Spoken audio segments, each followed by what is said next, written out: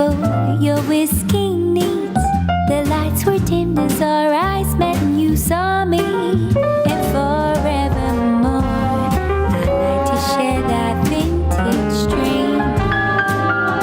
And forevermore, we're living in that vintage dream.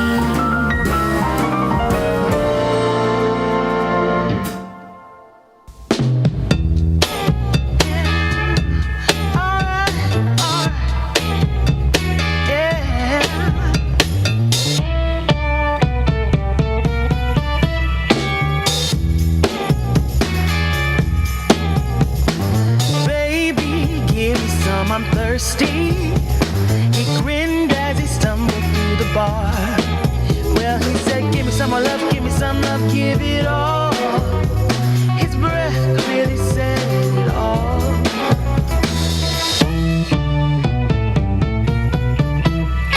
His car was parked behind the back door.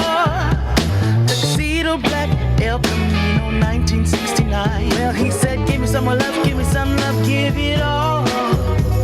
His filthy fingers said it all. Yeah. Give it all. Well, he said, give me some more love, give me some love, give it all. His lazy eyes said it all. Come on, come on, come on, come on. Come on, come on, come on, come on. Well, he said, give me some more love, give me some love, give it all. Give me some more love, give me some love, give it all. He said, give me some more love, give me some love, give it all. Give me some more love, give me some love, give it all. Alright, give it to me. Yeah. Alright, come on, come on, come on, come on. Yeah, come on, come on, come on, come on. Well, he said, give me some love, give me some love, give it all. Give me some love, give me some love, give it all. Give me some love, give me some love, give it all. Give me some love, give me some love, give it all. Baby, give me some love. Well, na na na na na na na na na.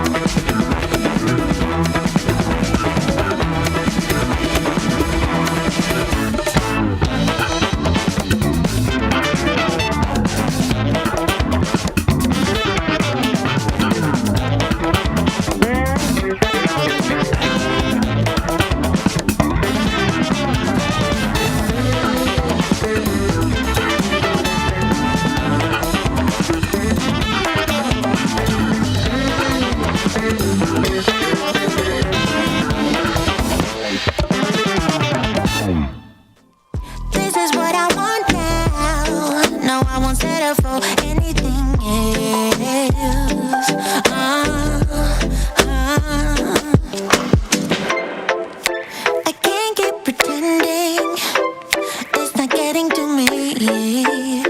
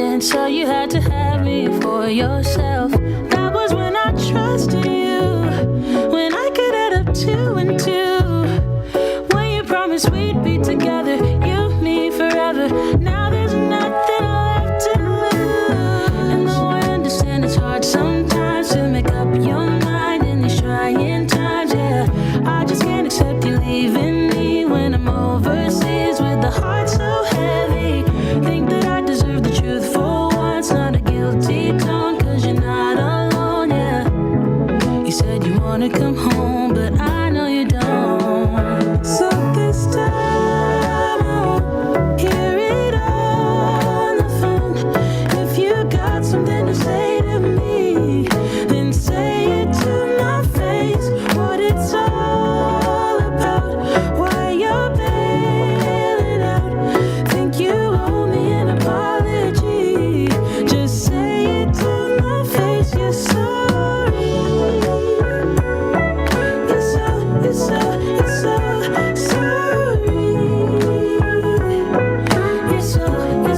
You're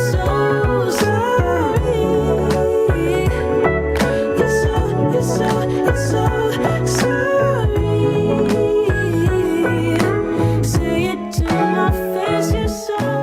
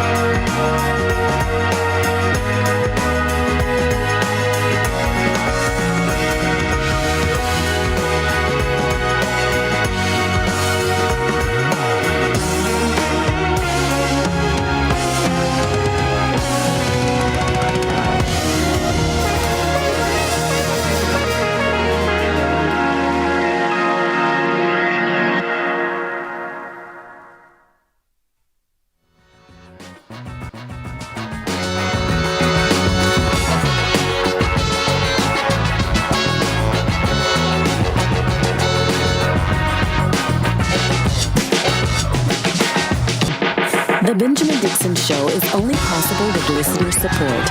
Go to www.patreon.com/The BPD Show.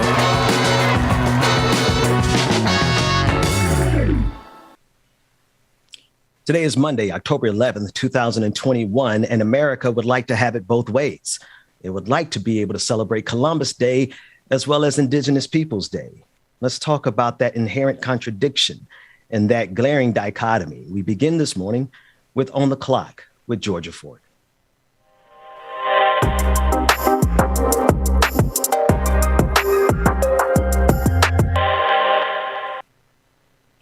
"14 people were shot at a bar over the weekend in St. Paul, Minnesota, leaving one woman dead. She was a 29-year-old veterinarian. And Ben, we're looking at this information, this one shooting that injured 14, left one dead, while also examining information from the CDC that's saying America saw a 30% increase in the number of homicides, which is the largest increase in homicides in modern history. And so one thing is for certain, that this pandemic has definitely caused people to become more violent. And the question we're all asking ourselves is, how do we put an end to community violence? George, I was looking at that story, and that's the essential question, right? If we cut down to it, I'm thinking of my friend Jamal Green in Chicago as he cries out about everything that's happening in Chicago. There is violence that is amongst us in the midst of all the tragedy that's already happening. It's almost like tragedy compounded upon tragedy, because in the midst of this pandemic, where I understand a lot of people are hurt and broken, but there's still violence on top of that. And I think that's because we live in an inherently violent country. Yeah. And when you pair that with the school shootings, I know about a month ago, there was a quadruple homicide. There was a vehicle found on the side of the road in Wisconsin with 4 people who were shot in the head, 4 young people, all under the age of 40, and many of them which had children, and no clear motive as to why. And so when you continuously see this type of heinous violence, you know, we've discussed ways to mitigate the excessive force that's used by police, but how do we get to the core of this issue when you're seeing people in community feeling like they have no other way to resolve conflict, or feeling like they have no other way to access resources, or they're so much in their lifestyle that they have a disregard for human life, and they open fire in a bar full of people, not caring who they kill. And in this instance, over the weekend here in St. Paul, leaving 14 injured and taking the life of a 29-year-old veteran. And I'm thinking, Georgia, I'm listening, and I'm just thinking about all of the different examples of that. We live in a violent country, and I can't separate the actions of people who, for whatever reason, they have found themselves on this path. Because let's be sure, like, a lot of the crime that we see, it is a statistical observation made by, I believe there's a study from Harvard that shows you that crime is directly an economic phenomenon. So where you see poverty, you're going to see crime. And not only that, right? We got to think about what kind of country we live in. Let's think about the kind of way we honor violence in this country. Everything that we see on television, in our movies, it's violence. And our nation as a whole, our government executes violence on the international stage. It executes violence locally in the police state that's being brought down on the Black community every single day. And so we cannot look at these people and their actions and take them separate from the country that created them. Right? This is part and parcel of our fight in this country. Yeah, absolutely. And the 29-year-old was a veterinarian. I think I said veteran earlier. Ben, the other question to expound on the point you were making, where are these guns coming from? Because there is not a gun manufacturer that is Black that is in our community. There is not a person who is here selling guns that looks like me or you. And so I want to know also, and this has been a long-standing question, where do these guns come from? And where are the buybacks that we used to see 10, 15, 20 years ago, when you would have police departments who would recognize this increase in gun violence, and they would partner with a Target or a Walmart or a Cub Foods and offer $100 or $200 gift card in exchange to get guns off of the street with no questions asked. You could come, you could bring a gun in, and there would be no questions asked. There wouldn't be a ballistics check, just to get the guns off the street. And when we saw those happening at least once a month in our community, back when Minneapolis used to be Murderapolis in the 90s during the crack epidemic, we saw a huge decrease in gun violence because you had young men, a lot of them were, yes, at that time, gang affiliated, who wanted out and who didn't see a way out. And so that is providing not only a way out, but you're also giving them resources, right? You're showing them that there is another way. Where is that energy? Because as we're looking at these statistics, this shooting that left 14 people injured in St. Paul, this is not an exclusive story to Minnesota. This is happening all across the country in predominantly Black communities. Our Black men, our Black women, our babies. We had 3 babies shot in the head this summer. 2 of them dead, a 6-year-old dead who was eating a Happy Meal in the back seat, a 9-year-old who was jumping on a trampoline during a birthday party dead. Where is the urgency? Why is this not an issue that is at the forefront of these conversations, every political in this country, if they truly cared about us? A 30% increase in homicide? That's according to the CDC. Sister Ford, you put it in such clear terms. There's no question about it. There is an epidemic of violence in our country, specifically in our Black community.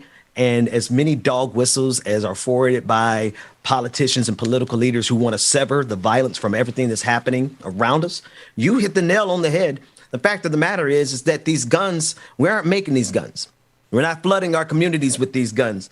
Just like we didn't flood our communities with crack cocaine, but it somehow got there, didn't it? Right. And the reason that this buyback program, and I know we have a video and we also are going to be joined by Dr. Mack. The reason that buyback program is not mathing right now, is not buying back right now, is because it doesn't pay as much as a private prison would get if they put a young Black body in prison. It's a supply and demand. They need supply. And there's plenty of Black bodies that they're willing to get. So the guns come exactly from the same place all the rest of this violence come from, where the crack cocaine comes from. We didn't make it, but we're trying to survive it. And in this case, there was a 29-year-old, a 32-year-old, and a 33-year-old who were arrested, who are probably going to be serving 10, 20, maybe 30 years. I'm not sure what their charges are, what evidence police have against them. But you're absolutely right. And even reflecting back on Ava DuVernay's documentary 13th that examined the way in which mass incarceration has largely taken the place of slavery.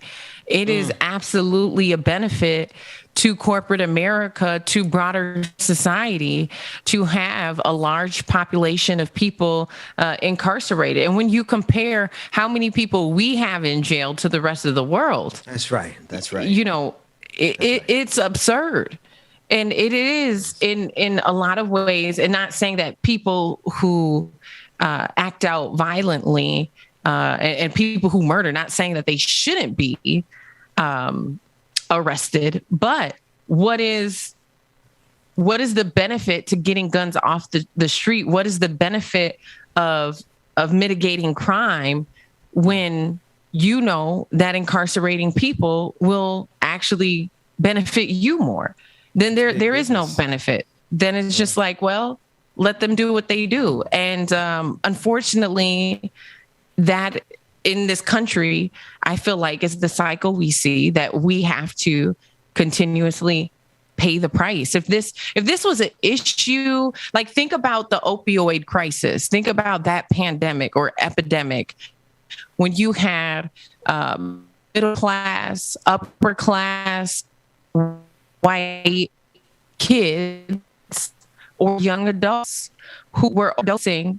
All of a sudden, there was all of these federal dollars, state dollars, county dollars that were being deployed to mitigate this issue because, God forbid, you know, a white senator from an upper class neighborhood lose his child to an overdose. God forbid that happened. Right now, all of a sudden, we can find money in the budget to mitigate these issues. But when you're seeing Black babies being shot in the head by stray bullets, you need to find some money in the budget. And you need to implement some plans to figure it out. You need to keep that same energy that our future generations are important. How is one thing different than the other? When you're talking about our youth dying and you don't have compassion for that bothers me, Ben. That bothers me a lot. Yeah. No, it troubles me as well. Sister Georgia, I know we're covering a lot. One of the things that actually I want to bring Brother Mack Dr. Carl Mack into the conversation here. It's been a while. We haven't had our good brother here for a minute, and it's. I wish we could bring you in on a lighter conversation, Brother Mack. But I know you have some insight into the patterns, the historical patterns, as it pertains to what we're saying. We're seeing just a new form of oppression that we can't quite get a grip on, but. Man, they sure like to ask us what's going on in Chicago and all these other cities, but how do we address these things? Well, first of all, good morning, Georgia. Good morning, Brother Ben. And you're right, it's been a while, so good to see you both. Good to see you. As I listen to the both of you, clearly the one quote that comes to mind is by Victor Hugo. And Victor Hugo said this: "If a soul is left in the darkness, sins shall be committed. The crime is not he who committed the sin, but he who caused the darkness." See, a lack of gun control causes darkness. The promotion of violence in movies, video games, all the things that you talked about being America as a whole, that's a darkness that's being caused. When these guns are flooding our community, that's a darkness that's being caused. When there's a lack of opportunities, we talked about systemic racism dating back to the moment that we were brought to this country. That darkness is still perpetuating itself. And yes, sins shall be committed. Now, how do we clean this all up? Clearly, there has to be personal responsibility. And when I talk about personal responsibility, although we're focusing here or talking about what happened in the Black community, we're talking about personal responsibility across all communities. Because no one, if we simply focus on personal responsibility in the Black community, that lends a story that we are a violent people. No, we have been a very oppressed people who have been placed in a level of darkness, arguably unlike almost any. Native American brothers and sisters, no disrespect. To no other group, no disrespect. But I'm specifically talking about the darkness that has historically been caused on this community, on our community, back in a time when they separated our families. And now they wonder why you have such a high rate of single parents in the Black community, because this country built itself on disseminating or fracturing our families. So these types of darkness is the thing that comes to mind when I listen to all of the rationale, all the reasons that you both have laid out.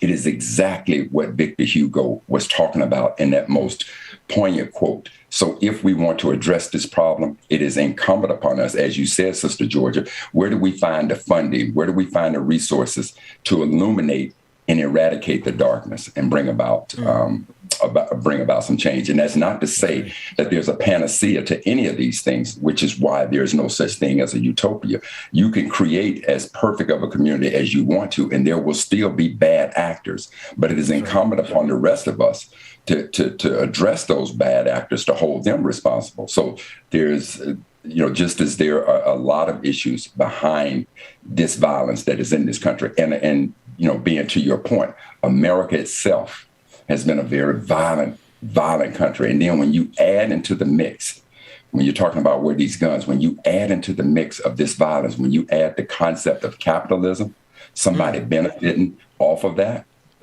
we're going to have the multitude of problems that we're now seeing, unfortunately.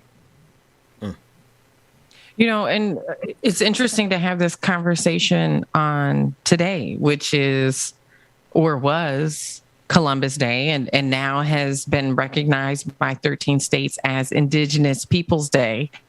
But I think that also is a window into where we are as a nation, that only 13 states are willing to embrace the truth. And yet the rest of our country is still not ready to let go of this notion that a white explorer named Christopher Columbus discovered America. At what point are we going to take it back and begin to really indoctrinate our children with the truth?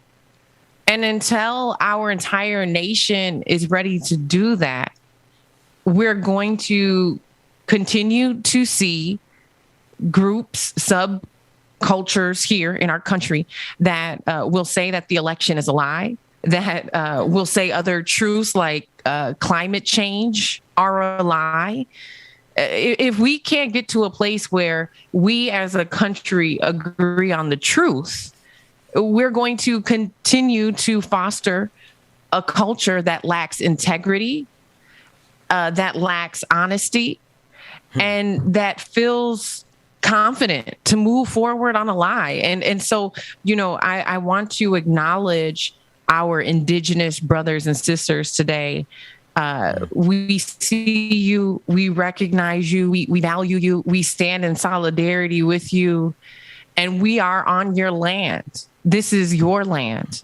And I know that there's been just a few stories of situations where land has been given back. And I think that's why we've only seen 13 states acknowledge what today is.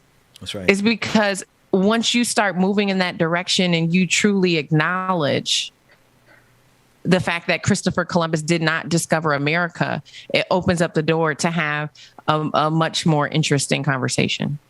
Georgia, what you just talked about, nothing shines a bigger light, speaking of darkness and bringing this quote into fact.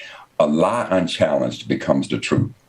So for how long has this lie been told, been taught?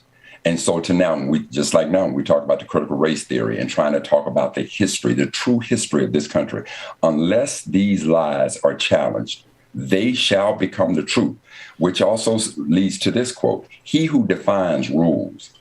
And so white America has defined the history of this country for far, far too long. And that's why it's so important that we now, if you talk about these 13 states, what manner of people in those 13 states decided it is time to tell the truth, which is important as to why we as a people need to pay attention to who we place into these political positions so that we can now have more people who are willing to stand on truth than those who will stand on a lie that for far too long has been unchallenged. So like yourself, and I'm sure Brother Ben is as well, we pay homage to our Indigenous brothers and sisters of this nation.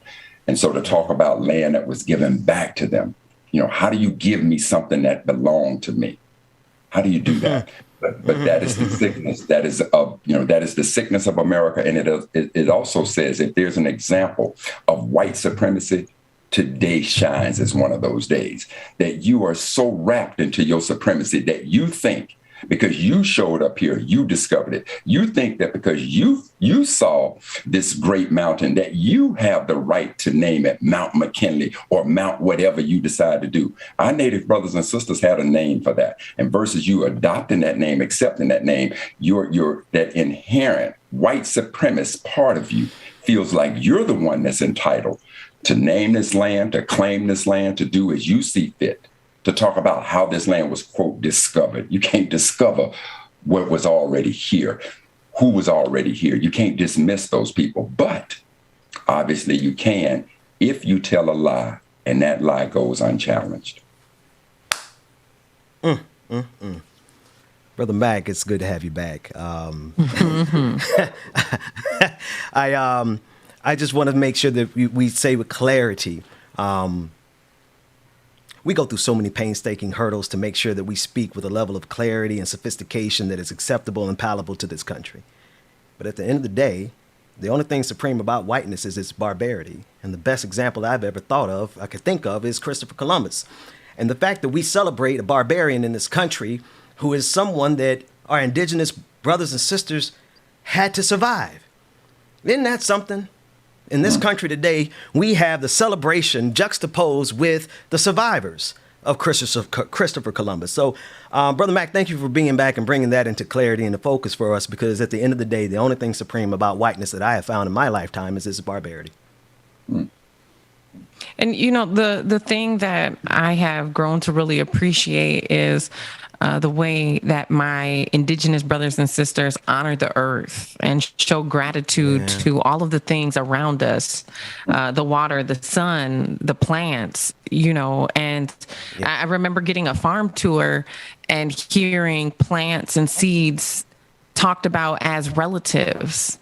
And there were white folks in the room, and the indigenous sister who was talking about the seed as her relative said, that's why we don't sell our seeds, because we wouldn't sell, who would sell their relatives?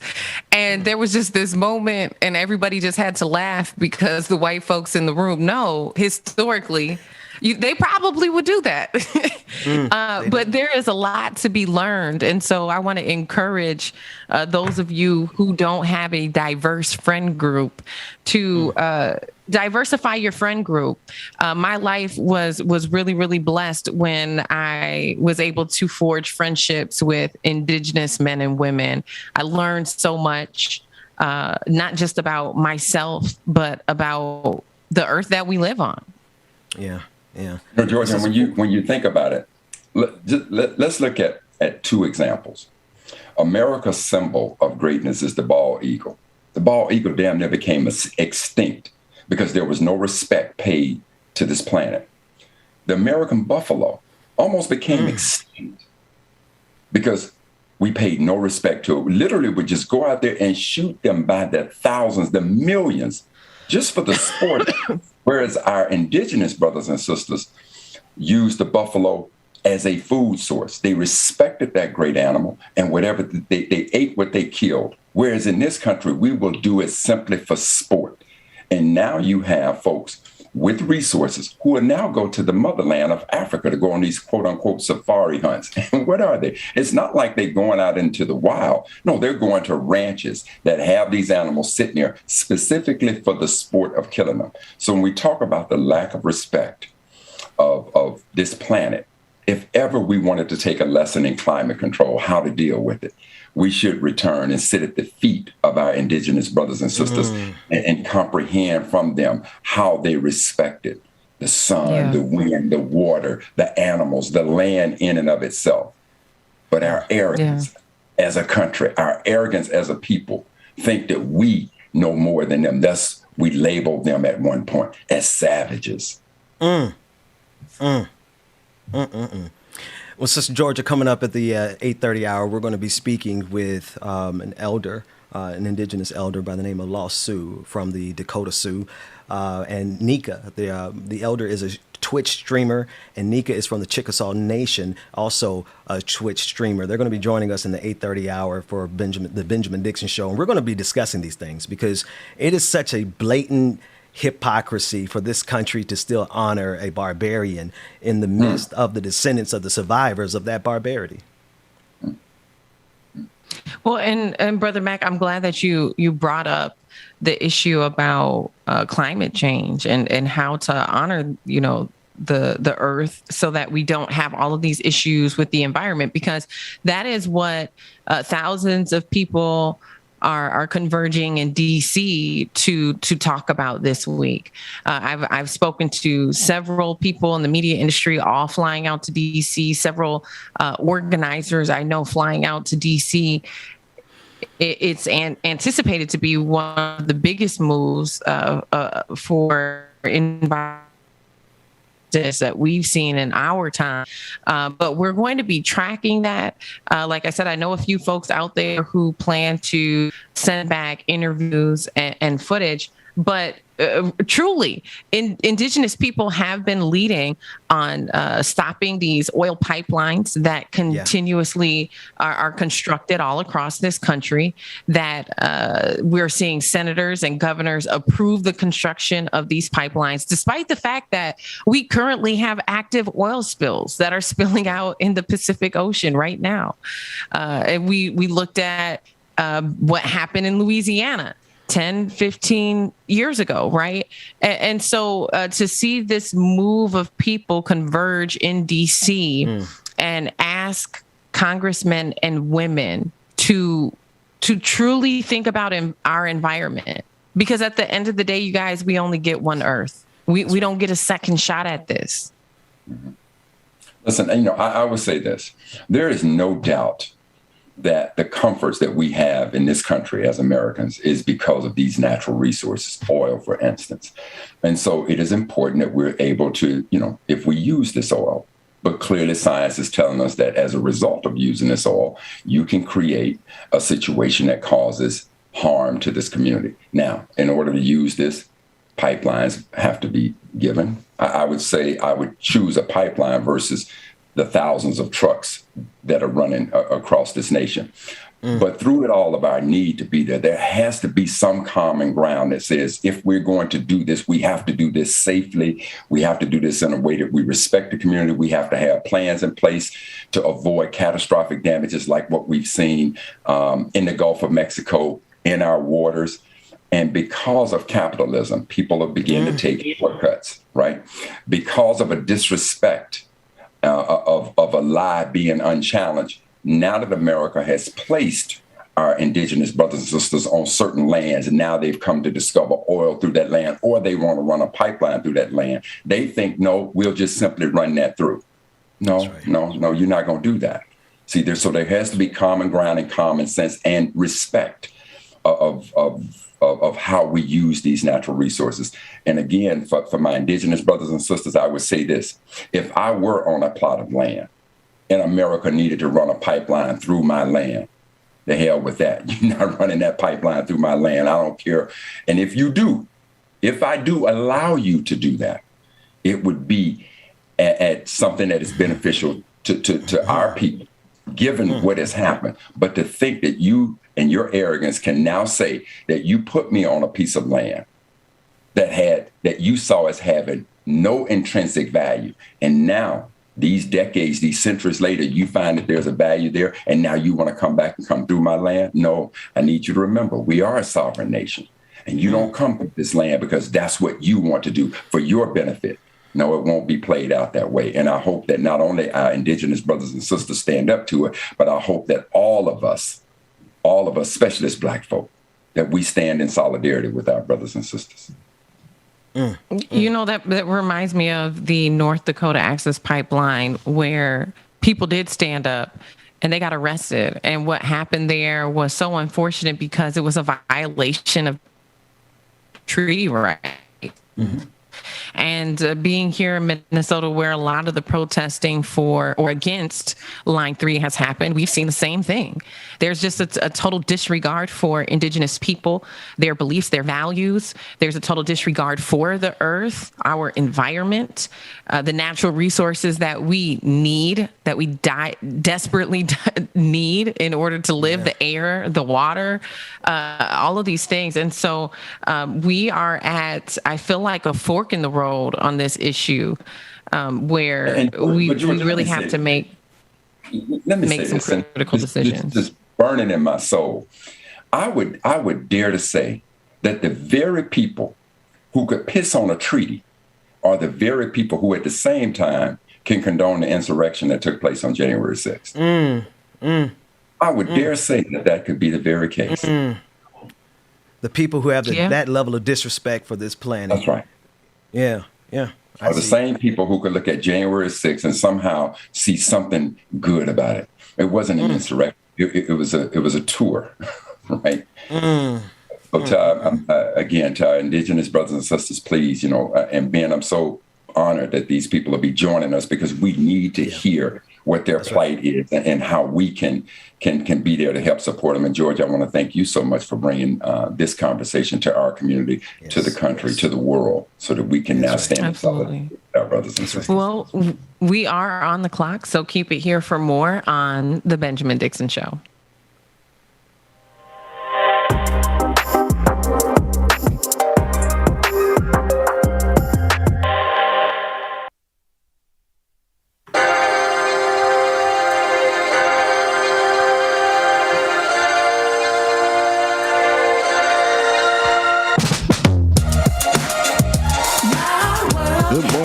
Good morning, people. You don't know who it is. Y'all know the voice. Y'all know the sound. It's your boy James Bubba Williams in the building. GJ exclusive, y'all.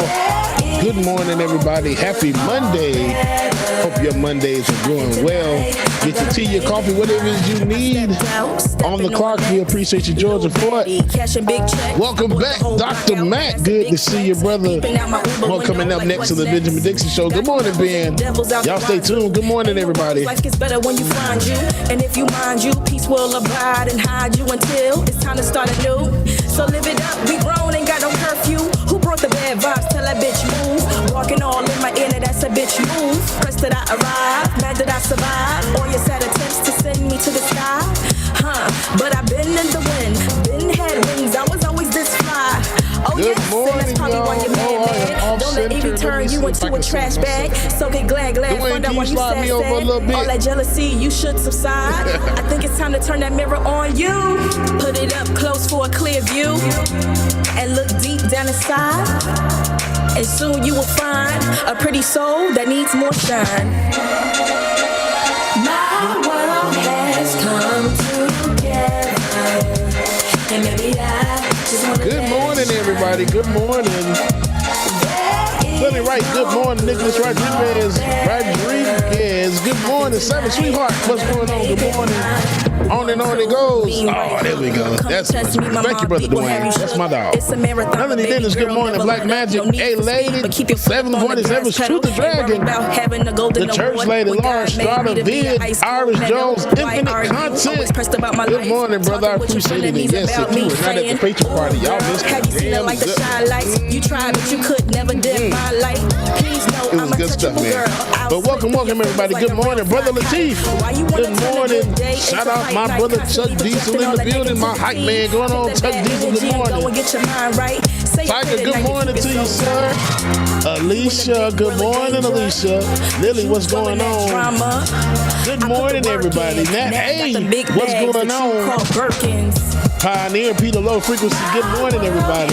Edward Green. Shoot the Dragon, I plan on it, but we know how that goes. Jeremiah Schaefer, good morning. Esther Broshin, good morning. Good morning, everybody. Black Magic, good morning. Patricia Palumbo, good morning, y'all.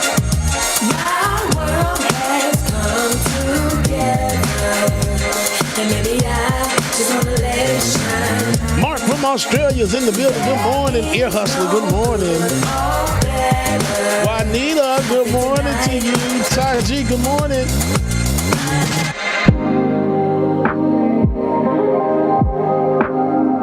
I can't fight this feeling.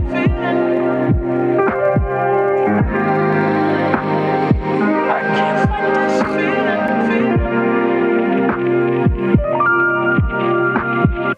I'm in for the ride, baby, you and I. Ty G, good morning. If you need to do what you need to do, brother, you can do that.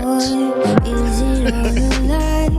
Read between the lines, and this ain't it. And how it's supposed to be. No, you're not that I One Source Productions, that is adorable. One Source says, good morning, DJ Exclusive. My son now thinks every bald black man on screen might be DJ Exclusive. I love it. I freaking love it. Amber Layla, good morning, Amber.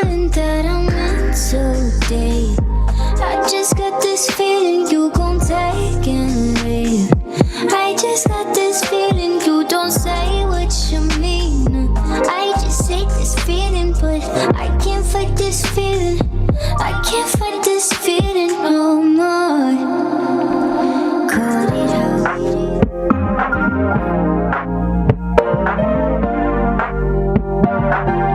Y'all make sure y'all stay tuned, man. We got more coming up next on the Benjamin Dixon Show, y'all. Don't want to miss this. Anna Long, good morning, Anna. Shout out to everybody on Twitter, Twitch, YouTube, wherever you are streaming from.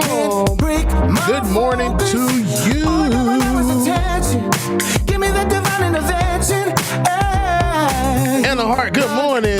Me started. Every day is just the beginning. Take it to the bank, now I'm winning. Oh.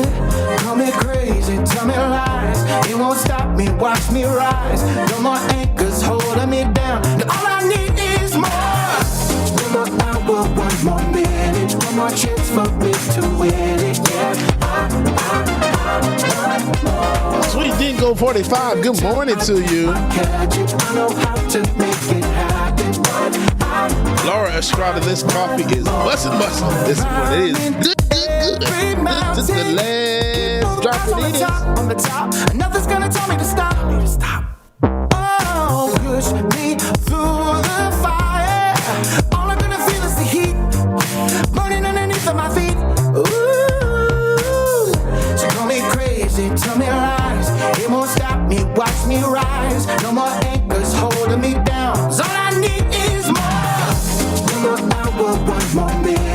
more chance for me to win it, yeah. All right, I got you. Every time I dream, I catch it. I know how to make it happen, but I want more.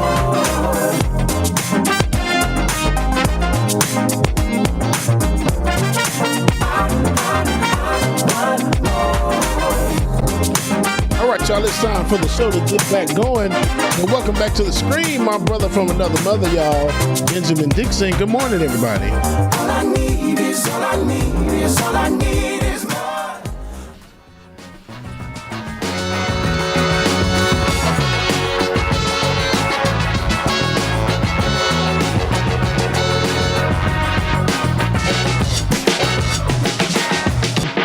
The Benjamin Dixon Show is only possible with listener support. Go to www.patreon.com/The BPD Show.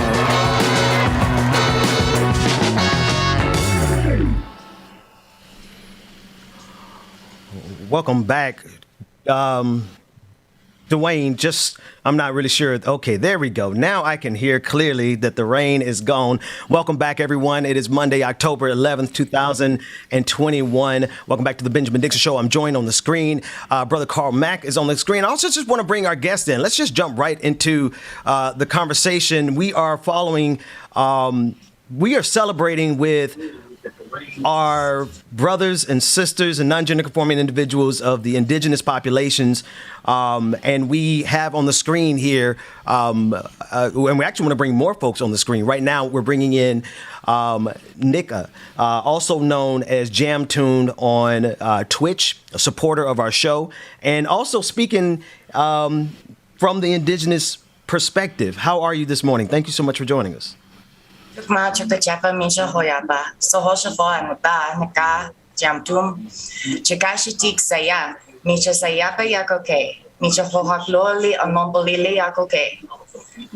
said is hi, family, and all of you here.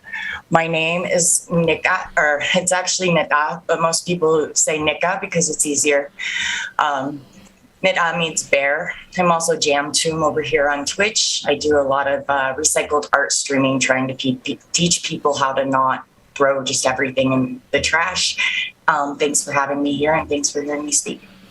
Oh, no, the pleasure is ours. And we're also joined by today, the first day back, our brother Carl Mack, who I almost didn't recognize with your new facial hair, but we're glad to have you. And I know we're going to talk about that more on the Like It or Not. In the meantime, though, just the historical perspective, Brother Mack, the solidarity between that should exist and does exist between Black people because of our system of survival in the face of this white supremacist system, as it kind of juxtaposes with the fight of our indigenous brothers and sisters. Absolutely. Well, I mean, that's why BIPOC exists, right? Sorry. Exactly. No, that's exactly right. Yeah, sister. And let us not forget the Underground Railroad, that all the stops were on reservations. You know, and there's another voice. Let me jump in here because there's another voice, and we were getting prepared to bring our second guest on screen. And Dwayne, at any point when you're ready, I want to introduce our second guest into the conversation. We're also joined by LostSioux, an elder of the Dakota Sioux. And I just want to bring you into the conversation. Good morning. How are you? Good morning. I'm Washington. Tanikshilo Mia Chanchaga ni Toshpa. Papa Oyate ni Toshpa. In my language, that's saying good morning, how are you? My Indian name is Drum. Everyone calls me LostSioux because I stream and talk about all different indigenous issues going on today and in history, as well as I'm from the Dakota Nation, which is part of the Great Sioux Nation in so-called North America, I guess you could say. I say so-called because it's actually, we call it Turtle Island up here, rather than, that's the original name before Columbus decided to name it after a pickle jar salesman. Okay, we're getting ready to go in. Vespucci. I love it. America Vespucci, a pickle jar salesman. Yeah. Yeah, no, you I didn't see that one coming. You came out of, but that's the historical. That is absolutely the truth. We have so much brilliance right here in this conversation, Brother Mac. I was trying to bring you in, but we have our guests here. Talk about that overlap, and as JammedTomb said, that's why we have BIPOC, Black, Indigenous, people of color, because of the commonality in our fights, Brother Mac.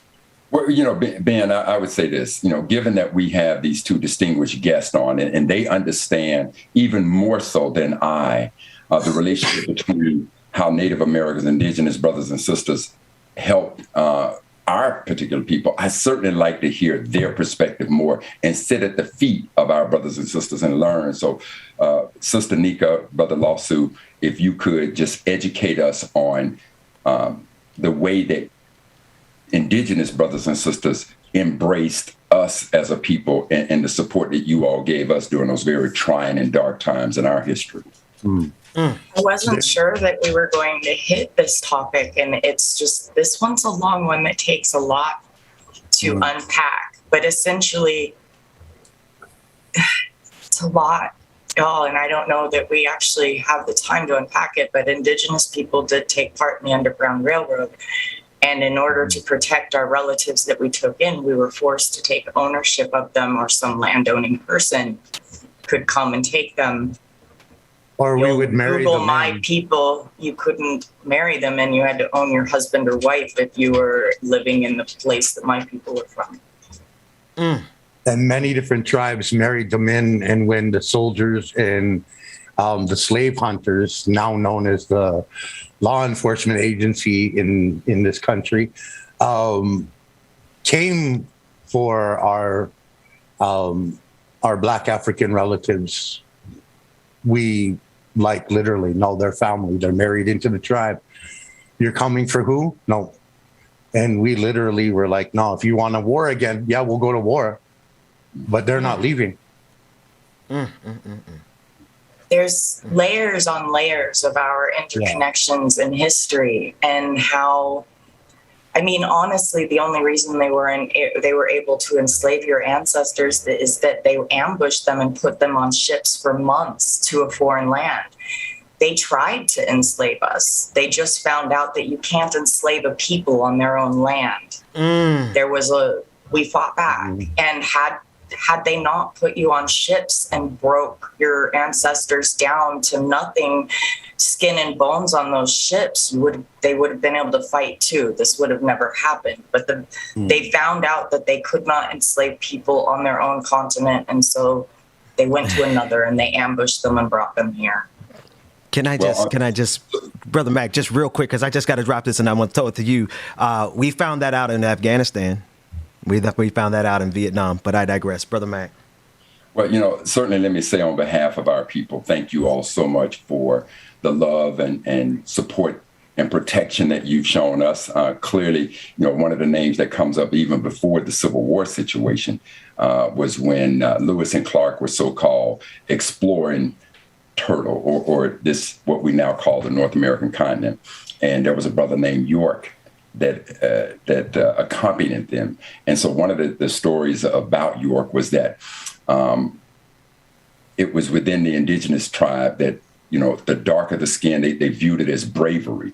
And so York was embraced by Indigenous brothers and sisters. And that is what helped in part secure Lewis and Clark's and their expedition across this country. I'm also reminded of James Beckwourth, who also came within the Native American community and was viewed with reverence and respect. So, on behalf of our people, because of the love and support and historical significance between our two people, I just want to say thank you so much for what you all did for us, how you supported us, and certainly want to know how we as a people today can support you all, our brothers and sisters, in your trials and tribulations and challenges going on today. One of the things I really want to quickly say, Brother Mac, it's an honor to meet you, and talk with you in person. But you kind of got a little mixed up there on the history with the buffalo. They purposely hunted down the buffalo to kill them off and put them into extinction, to starve us onto reservations and underneath the foot and heel of the U.S. government and army. And by doing so, they literally almost wiped them out. One of the quotes is, "Every buffalo dead is an Indian dead." Thank you for that lesson. Thank you. Well, these barbarians are really good at starving out populations. That's what they kind of specialize in throughout history. But I digress. Go ahead. You're right, though. You're right. It is like they called us the savages and barbarians, but we are not the enemies that they claim we are.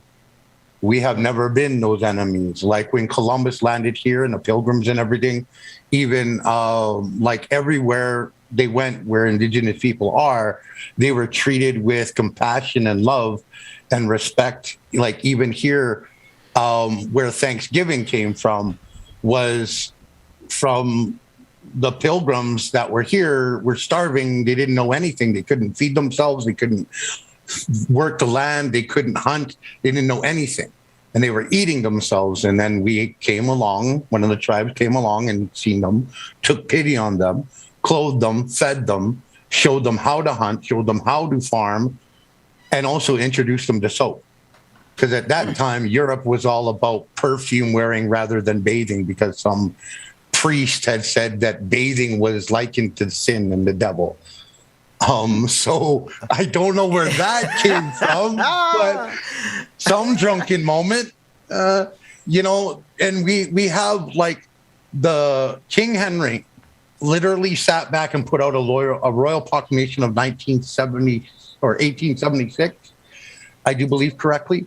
I think 73. I think it was 73, but we could both be mixing that up. It was around that time frame where he literally sat back after the French, Portuguese, and Spanish War that the settlers, English settlers, started because they wanted to go west of the Appalachian Mountains. And King Henry sat back and said, "No, you're not going west of the Appalachians. You're to leave that alone. That's Indian country. That's Native country. Leave it alone." That same proclamation said that chattel slavery would be abolished. The Tea Party had nothing to do with taxes. The Tea Party had to do with the factor that they wanted to still own slaves, which they did. And they still do, because what is it? The 13th Amendment just switched it from chattel slavery, from the cotton field owners, to imprisonment by court. And and like we all know, right? Being put into prison equals prison slavery. It's slavery. So we see that constantly. And they're removing things that would make everything legit in anything that we do to stand up against it. They're constantly doing that because they want to. It's like a dying dinosaur. They want to continue on with this as long as they possibly can. So Brother LostSioux and Tanika, what challenges today is it that most affects or most impacts our Native brothers and sisters today? Poverty, alcoholism, drug abuse, despair, depression, suicide, being invisible all the time, and like being invisible everywhere all the time. Literally, other than here, most places don't ever talk about Indigenous or missing Indigenous women and girls and Two-Spirited and other Indigenous people. They don't even mention it. It's not even on the news. So you know, I lived in Seattle for 18 years and lived in Auburn, Washington, and one of the most lucrative casinos that happened there were with the Muckleshoot tribe. So, you know, tell me. So help me with that, because I've never understood. So basically anything that we Indigenous people try to do and we do really well and make, you know, get ourselves out of the poverty level and out of being so-called in the pockets or underneath the heel of the U.S. government, they automatically find a law to change that. The only thing that they've legally allowed us to do is gambling. Now, most reserves don't want gambling because we know full fact what goes on with that. And we don't want that. We want a healthier community. Casinos are a survival technique because we understand that white people like to gamble, and so that they'll give us their money that way, because the rest of the money that we get from them sits in trusts, and we get like 5 cents to the dollar of it. So we have to come up with creative ways to fund our people. Yeah. And even that's not fully. Like even the casinos, we don't get fully money back. It's usually a chunk of it's going to whoever bankrolled or helped fund building it, right? Okay, so and again, I'm on the outside looking in, and there were a lot of stories that that we heard about, and a lot of it had to do with the exorbitant amount of money that was coming in. And I'm gonna stick with the Muckleshoot Casino because I was very familiar with that. Went to that casino quite a bit, but it was said that the amount of money that was coming into that enabled the Muckleshoot people to now give X amount of dollars to every member of the tribe. So it was sold to us or told as though the lion's share of this funding was going to the Muckleshoot people, thus that could be the case with the Muckleshoot people. All of us nations are separate. We're all different. We're not. There's not just one indigenous nation on Turtle Island. And again, Columbus was an idiot. Please don't use the term Indian. There are Indians. They're beautiful. They come from India. They have their own amazing, wonderful culture. We are native Turtle Islanders or indigenous, but we are not one nation. There are 2,500 nations. Wow. 95% of us were wiped out. There were 2,500 nations. They estimate between 1 and 18 million of us were on this continent before Columbus came here. And they broke us down to 273,000 people. Wow. From 2,500 nations. We're making all of us are different. We're all very different. All of our nations are different. There is similarities and there's intersections in all of our indigeneity, but we are all very different. What one nation does for their survival may be completely different than what another nation does for their survival. So the casinos, I feel, they're an example of how we have to do things and how we had to conform to be able to survive at all. But it is not indicative of the greater experience of indigeneity, because not every nation has a casino. I mean, there's just... I mean, my relatives down in South Dakota, like literally Pine Ridge Reservation, they have, and other places around there just have like liquor stores just off the reservation territory where they sell an exuberant amount out of liquor, and it's owned by white families. So let me ask this question: that given, and again, I'm not sure, I don't know the specific details of the Muckleshoot, but if you find that one tribe has found this path, this way to uplift, is there any type of organization, any type of meeting between all of the existing nations to learn best practices from one another and how to overcome? We do. Some of these challenges? We're working towards that. There hasn't been a lot of ability for it, but we're working for it. It's kind of the goal. It's also the goal with like any visibility. I mean, kind of the only reason that I'm willing to be on this camera right now is just any visibility. Making us three-dimensional people helps us. That's right. Be able to come together like that, find communities like what I found with y'all here at Lion. I spend every morning with y'all modding, I love y'all. So it's a lot of that, just finding those spaces and finding those people that will listen and hear us and enable us and to find those ways to come together. And we are finding ways to come together, but it's not a mass. Go ahead. I'm sorry, Brother Sue, go ahead. All good. I just want to point out also that just because a band or a tribe gets a casino doesn't necessarily mean it's a good thing. It's also used to dwindle down the people on the registry for being a part of that band or tribe.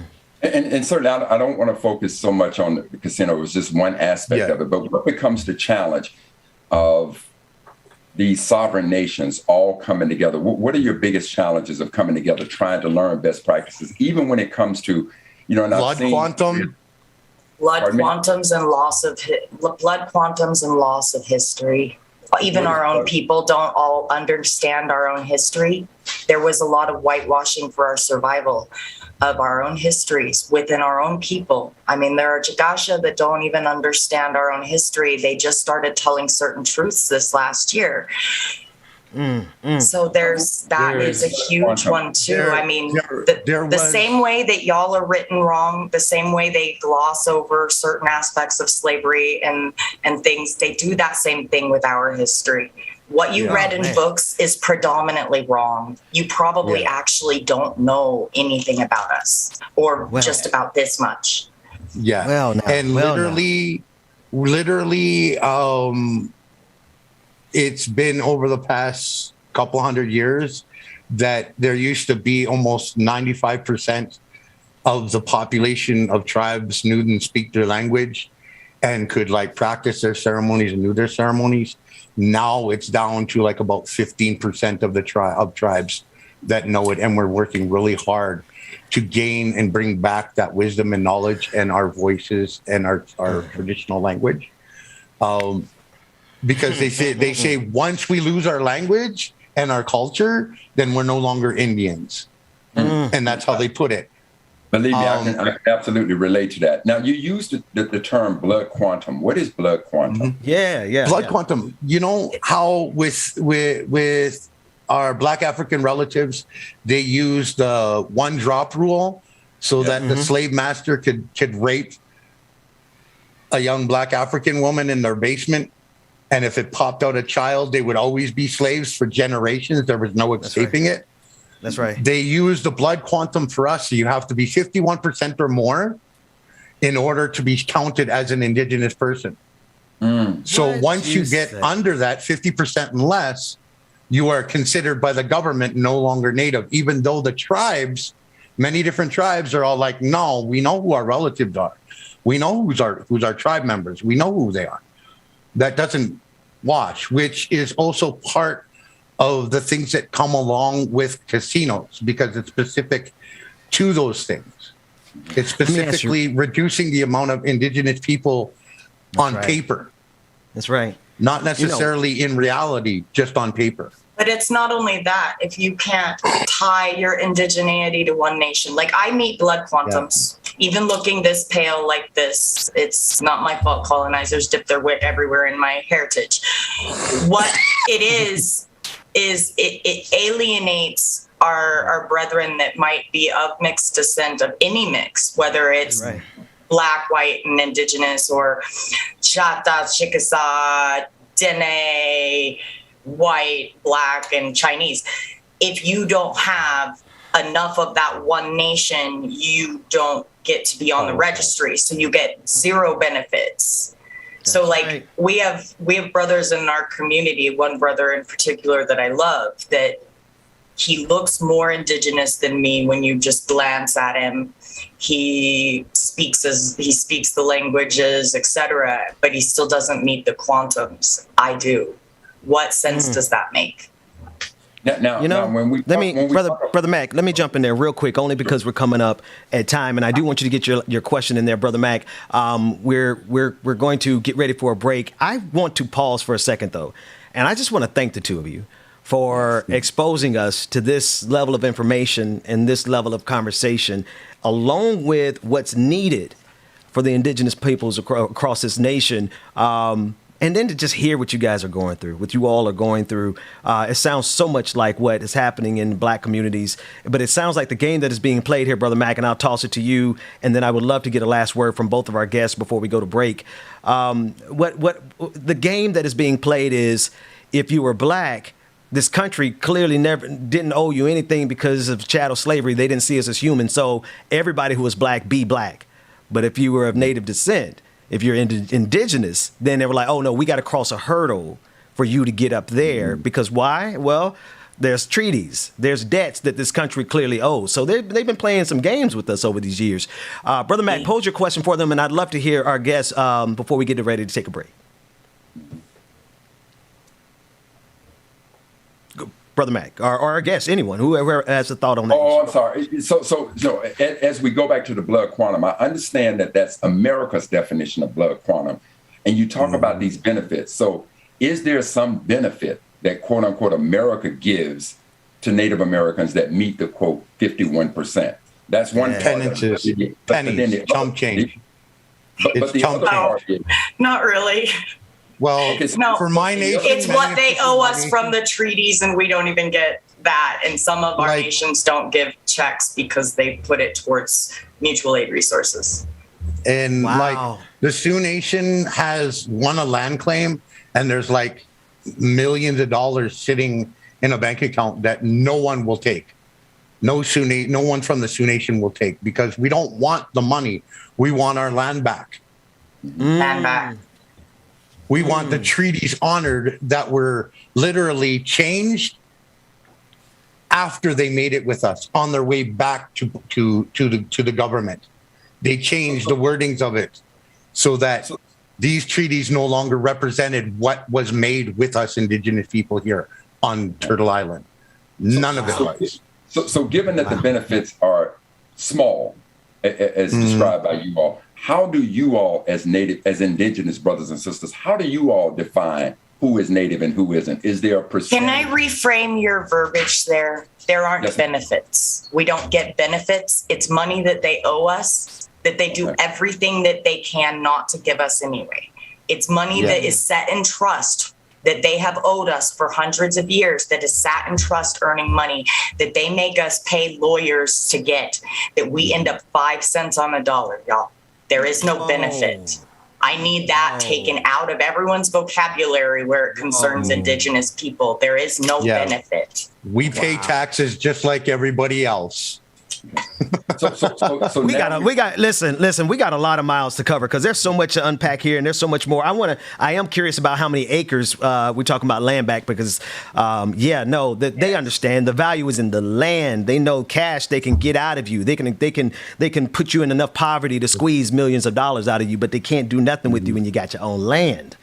That said, listen, thank you so much, JammedTomb, for coming on this morning. And thank you so much, LostSioux, for coming on and sharing this rich history and this perspective and giving us better understanding of the common fight between Indigenous people.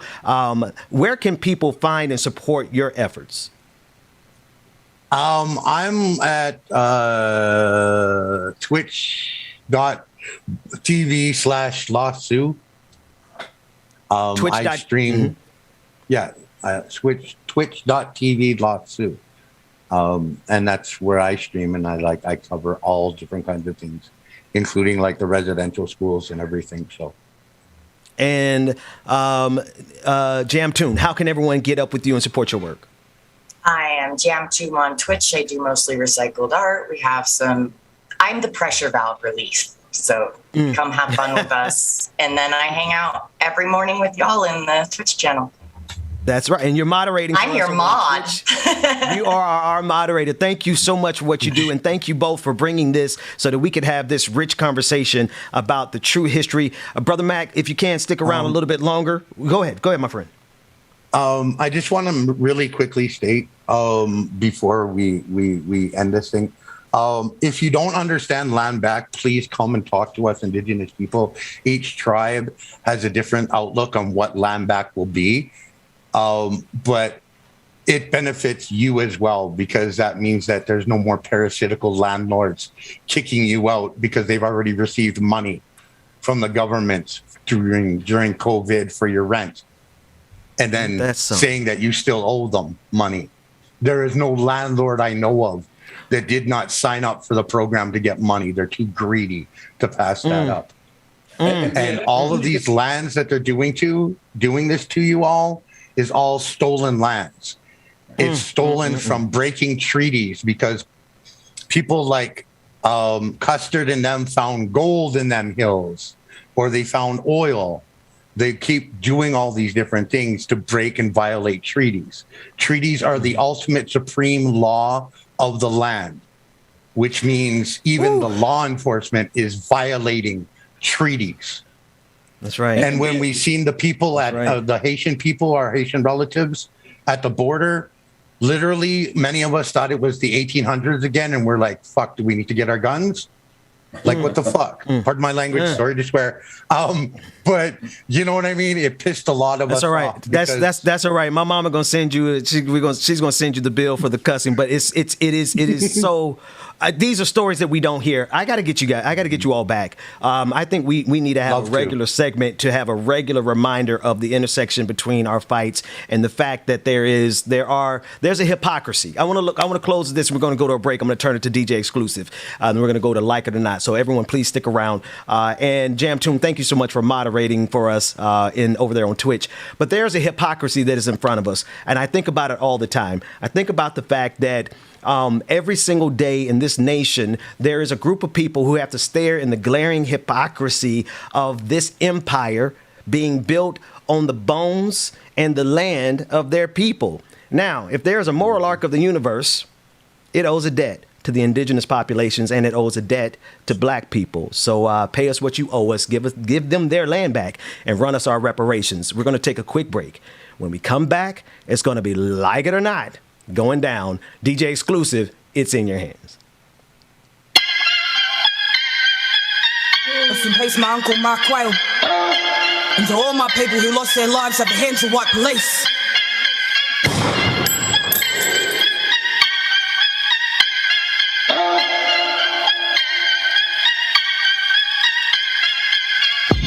Shout out again to our guest, man. Shout out again to LostSioux and also Nika JammedTomb. Sister, we greatly appreciate y'all for coming through today. Awesome conversation, man. It was definitely needed to be had. So thank y'all so much for joining us today. JammedTomb, this for you. Barker, Our Lives Matter. Life of a rape, she put liquor to her lips. He's bashed in the pack, he got broken in the bits. He's got his hands up, he's innocent, he didn't do it. Why my people gotta die? Ain't shit changed since we've been colonized. We want land rights, but there's no treaty inside, and we still gotta fight to stop us keep taking lives. I'm sick of it. Sick of being traumatized, scrolling down my timeline, see we lost another life. It's ridiculous. I wanna heal as a nation, but these ignorant dummies got me losing my patience, but we still fight. Hold your feet side.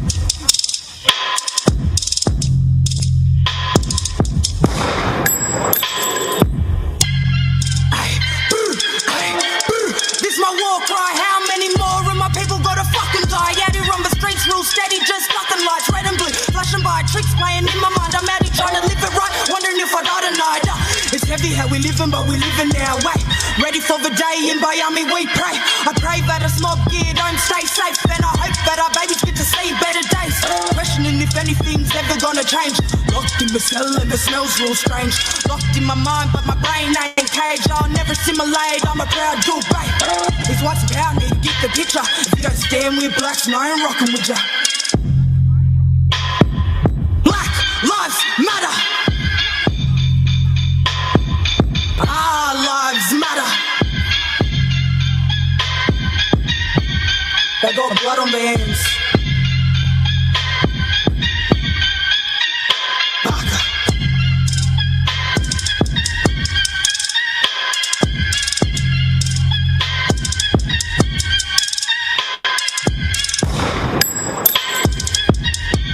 There it is again, JammedTomb. Thank you so much for sharing this with me.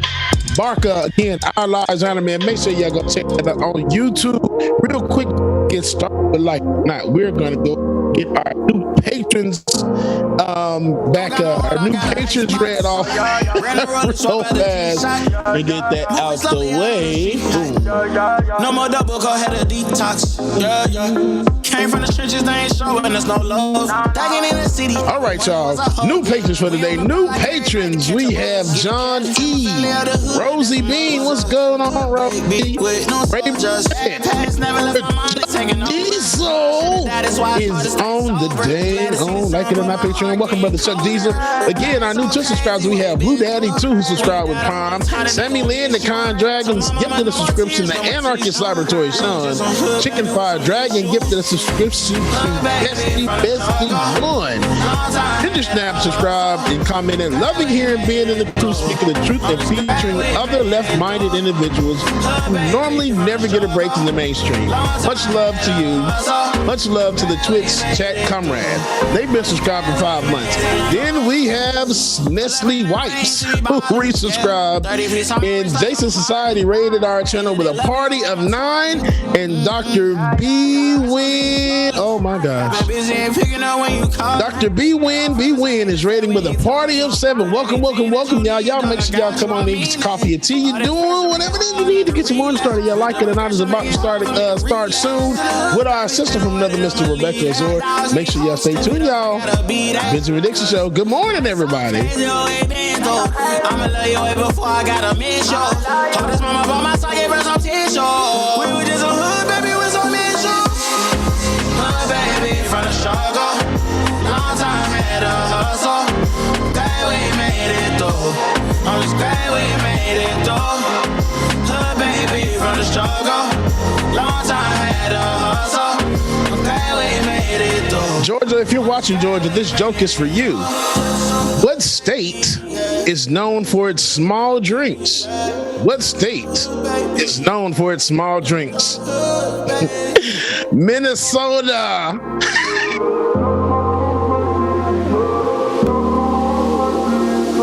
All right, y'all. Y'all know what time it is. Y'all know what time it is. Y'all, what other way to start the show by doing this?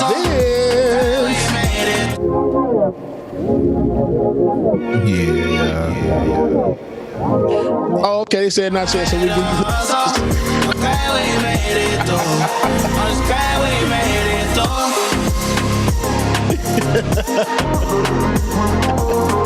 Oh, what y'all say? Y'all got time for another dad joke? Sure.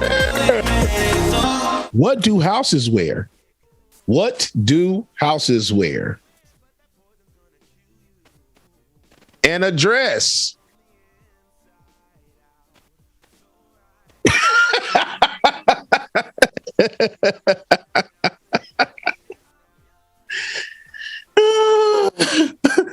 Hey, Ben, what kind of shoes does a lazy person wear?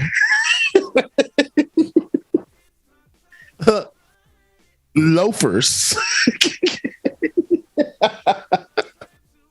Hey, I'm filibustering. This is me filibustering until I press this button. I got you one more. How do you throw a party in outer space? How do you throw a party in outer space? You plan it. You plan it.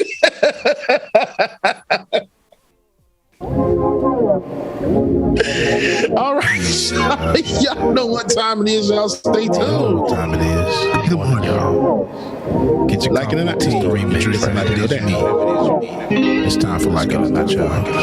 9 a.m. to 10:30. Yeah, Like It or Not is on your channel. Yeah, politics and culture is we change skin like we're supposed to. Yeah, interviews and all the news we get to choose what gets the views. Like it or not, with Queen Azor. I need to send the song to y'all.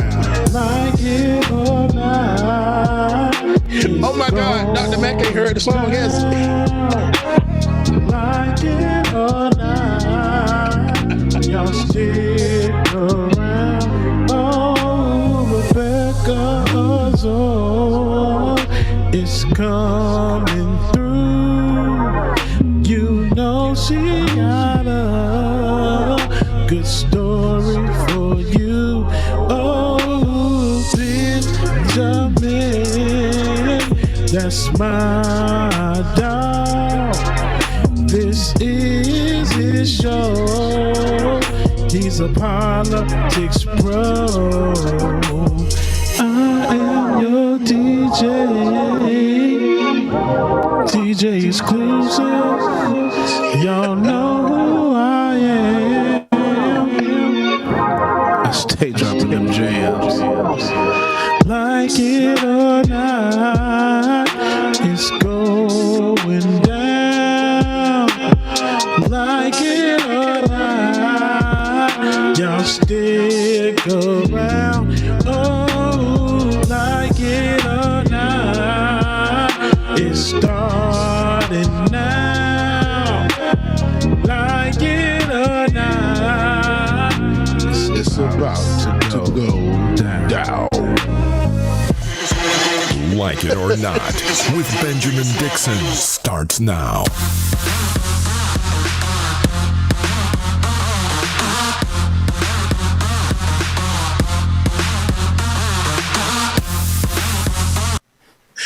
Good morning, good morning, good morning.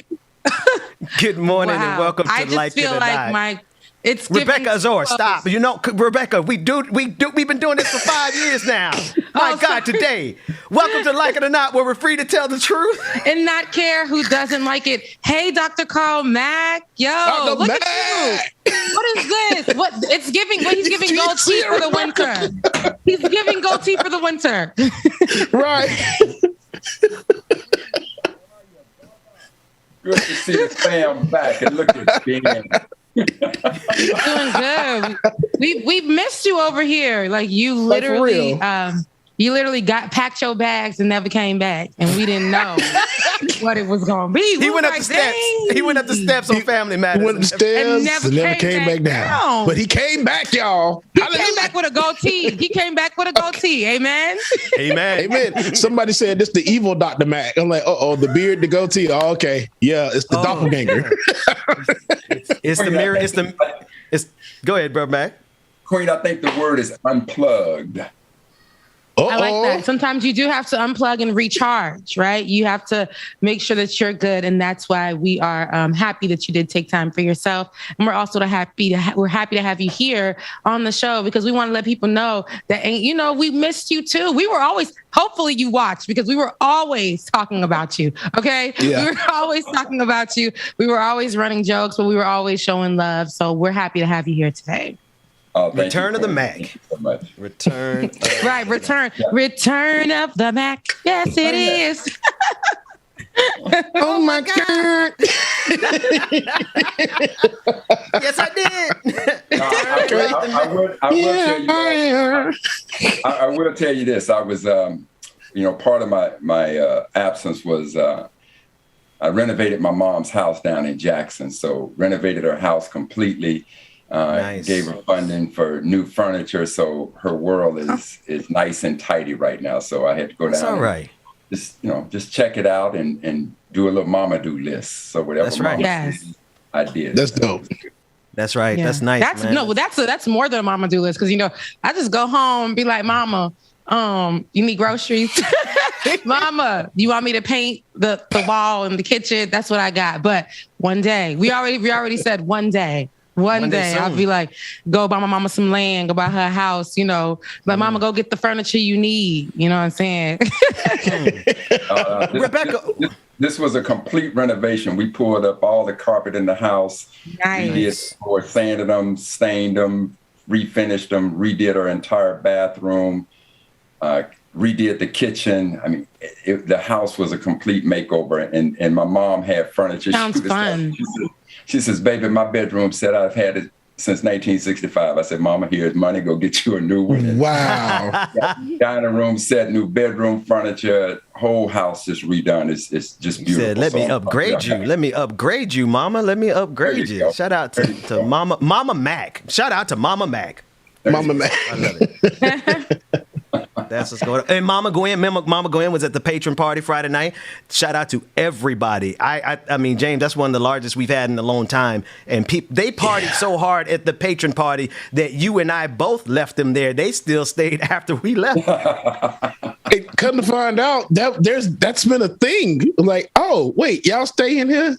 Like the whole time after we leave? I didn't even know that. And I think it's because I guess I pressed the wrong button. So you don't end the meeting. Zoom open.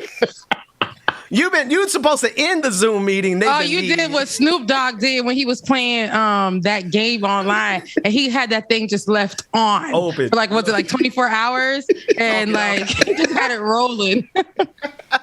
Well, Brother Mac, listen, man, we are super glad to have you back. Everybody in the chat room, send up some lions for Brother Mac. Put in Return of the Mac, hashtag Return of the Mac. I want us to jump into a couple of stories here and get you all's input on it as we do on any given day. This first story is about a racist who has been harassing his neighbor. And James, you dropped one of the links showing that there was a counter protest. This is coming. There's an interview from CNN where they were interviewing Janiqua Martinez. I can't pronounce anybody's name, so I messed that up. I'm just going. I'm Janique, whatever. I'm just going to leave it there. I'm going to keep going, but.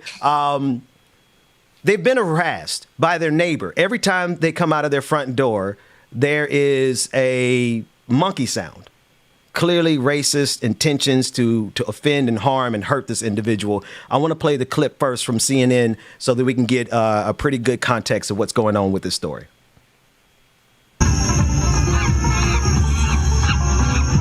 So, yep, a black family moves in and the neighbor tries to drive them out with monkey noises. Local police say while the behavior is appalling, it is not criminally actionable. Janique Martinez joins me now. Janique, thank you so much for joining. I'm sorry that you're dealing with this. Good evening to you. You moved in 5 years ago. What's living next to that been like for you? I mean, did it start right away? No, it did not start right away. It started maybe about a year and a half afterwards.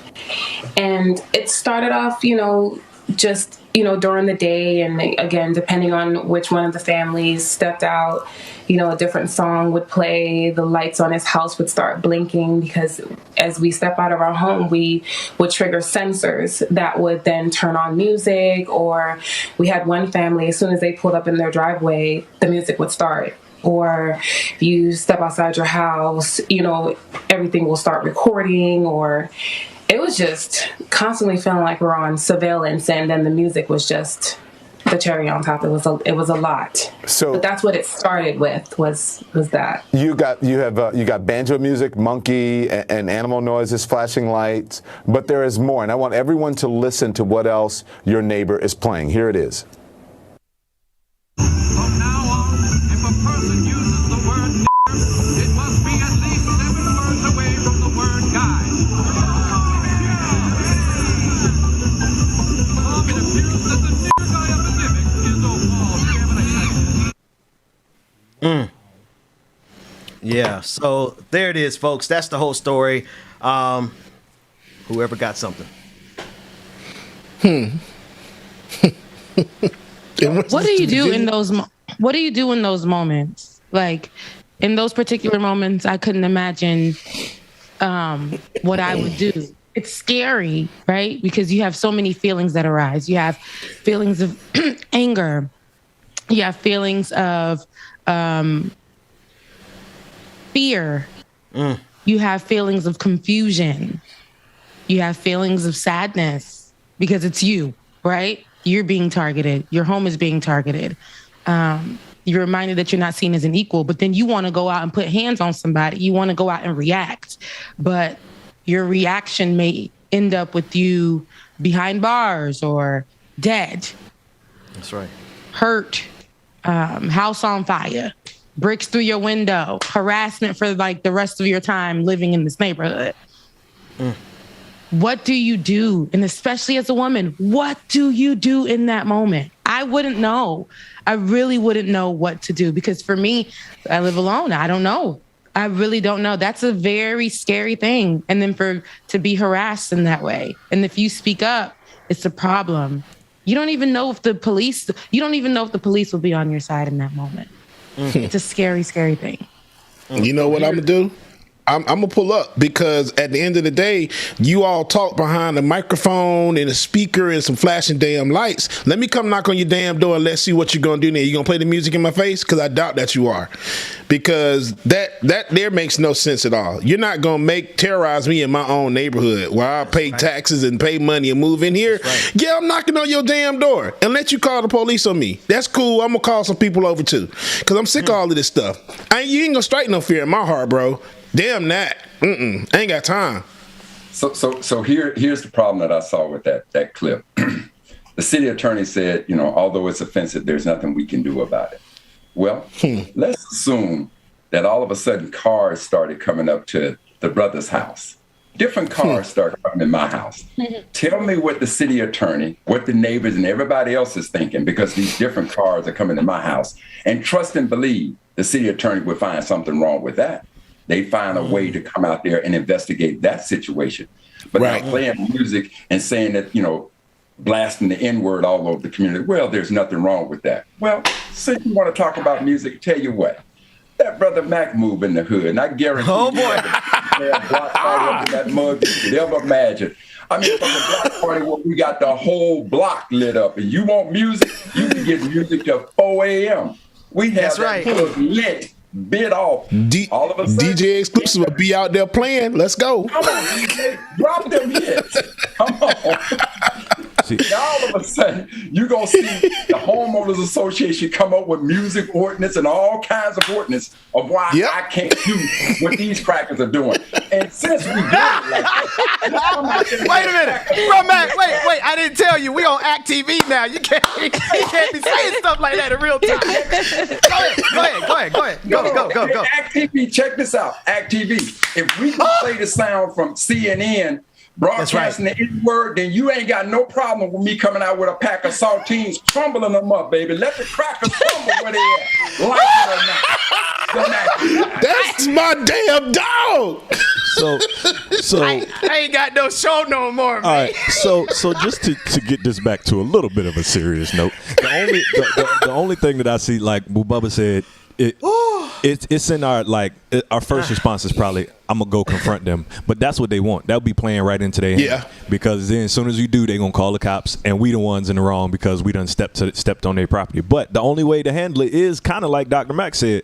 All right, since the Homeowners Association and the other people don't want to do nothing about it, I'm gonna play this music and make y'all make some new rules that everybody got to follow. There you go. Get a pack of saltine crackers and just crumble them up, record it, and then have the crackers crunching all night long. Cracker. Listen, let me tell you something. No, wait. Listen, man, Brother Mac. That renovation that you did for Mama Mac, you better have some money left over for this show. I tell you that much. Go ahead. But Ben, Rebecca Queen, DJ, check this out. Again, now let's assume, and I'm talking to you, Act TV, right now. I'm going to talk to you. Act TV. Leave those people alone. Oh, no. We're going to find out if you like it or not, Act TV. If you ain't got no problem with the Benjamin Dixon Show, like it or not, playing a clip from CNN, where they're using the N-word all over the place. If you got no problem with So recording them, crunching them up, and I'm gonna play that music I'm gonna play them crackers. Man, listen, all night long. No, but you know me well enough, Brother Mac, to understand that we are going to organize. And there's some people who have already organized and showed up. We don't have audio of it, but we do have video. The people showed up in the neighborhood and did exactly what y'all are saying, right? They showed up and they protested. They did. I don't know if they did music till 4 a.m, and I think that is something that we should follow up with, because if the government, if the people who are, and Rebecca, you hit it, like, what is this sister supposed to do? What is she supposed to do when the people who are in charge of protecting and serving literally have told her, ain't nothing we can do? This is the thing. Like I hear everyone speaking and it all sounds good. And these things that you guys are talking about, where they the follow up usually is people coming to the neighborhood, people standing in solidarity with this woman, because when it does go viral, when we do see it on camera, when we are fortunate enough to see these events happen and hear about them, we now can offer support, solidarity, and challenge the community leaders to do something else about it, and challenge the neighbor to stay in their, on their side of the tracks. But what about those people that it doesn't get any highlight, or it doesn't get any, any attention? That's what I would think about for myself. Who is going to protect those people? Because in some of these areas, like we said, we don't know who the good cop, the bad cop is. We just know who the cop is for a person that looks like us. Usually what that outcome usually is. And if we were to confront the neighbor and say, stay off my property, we don't know how that would end up. We see these gun-wielding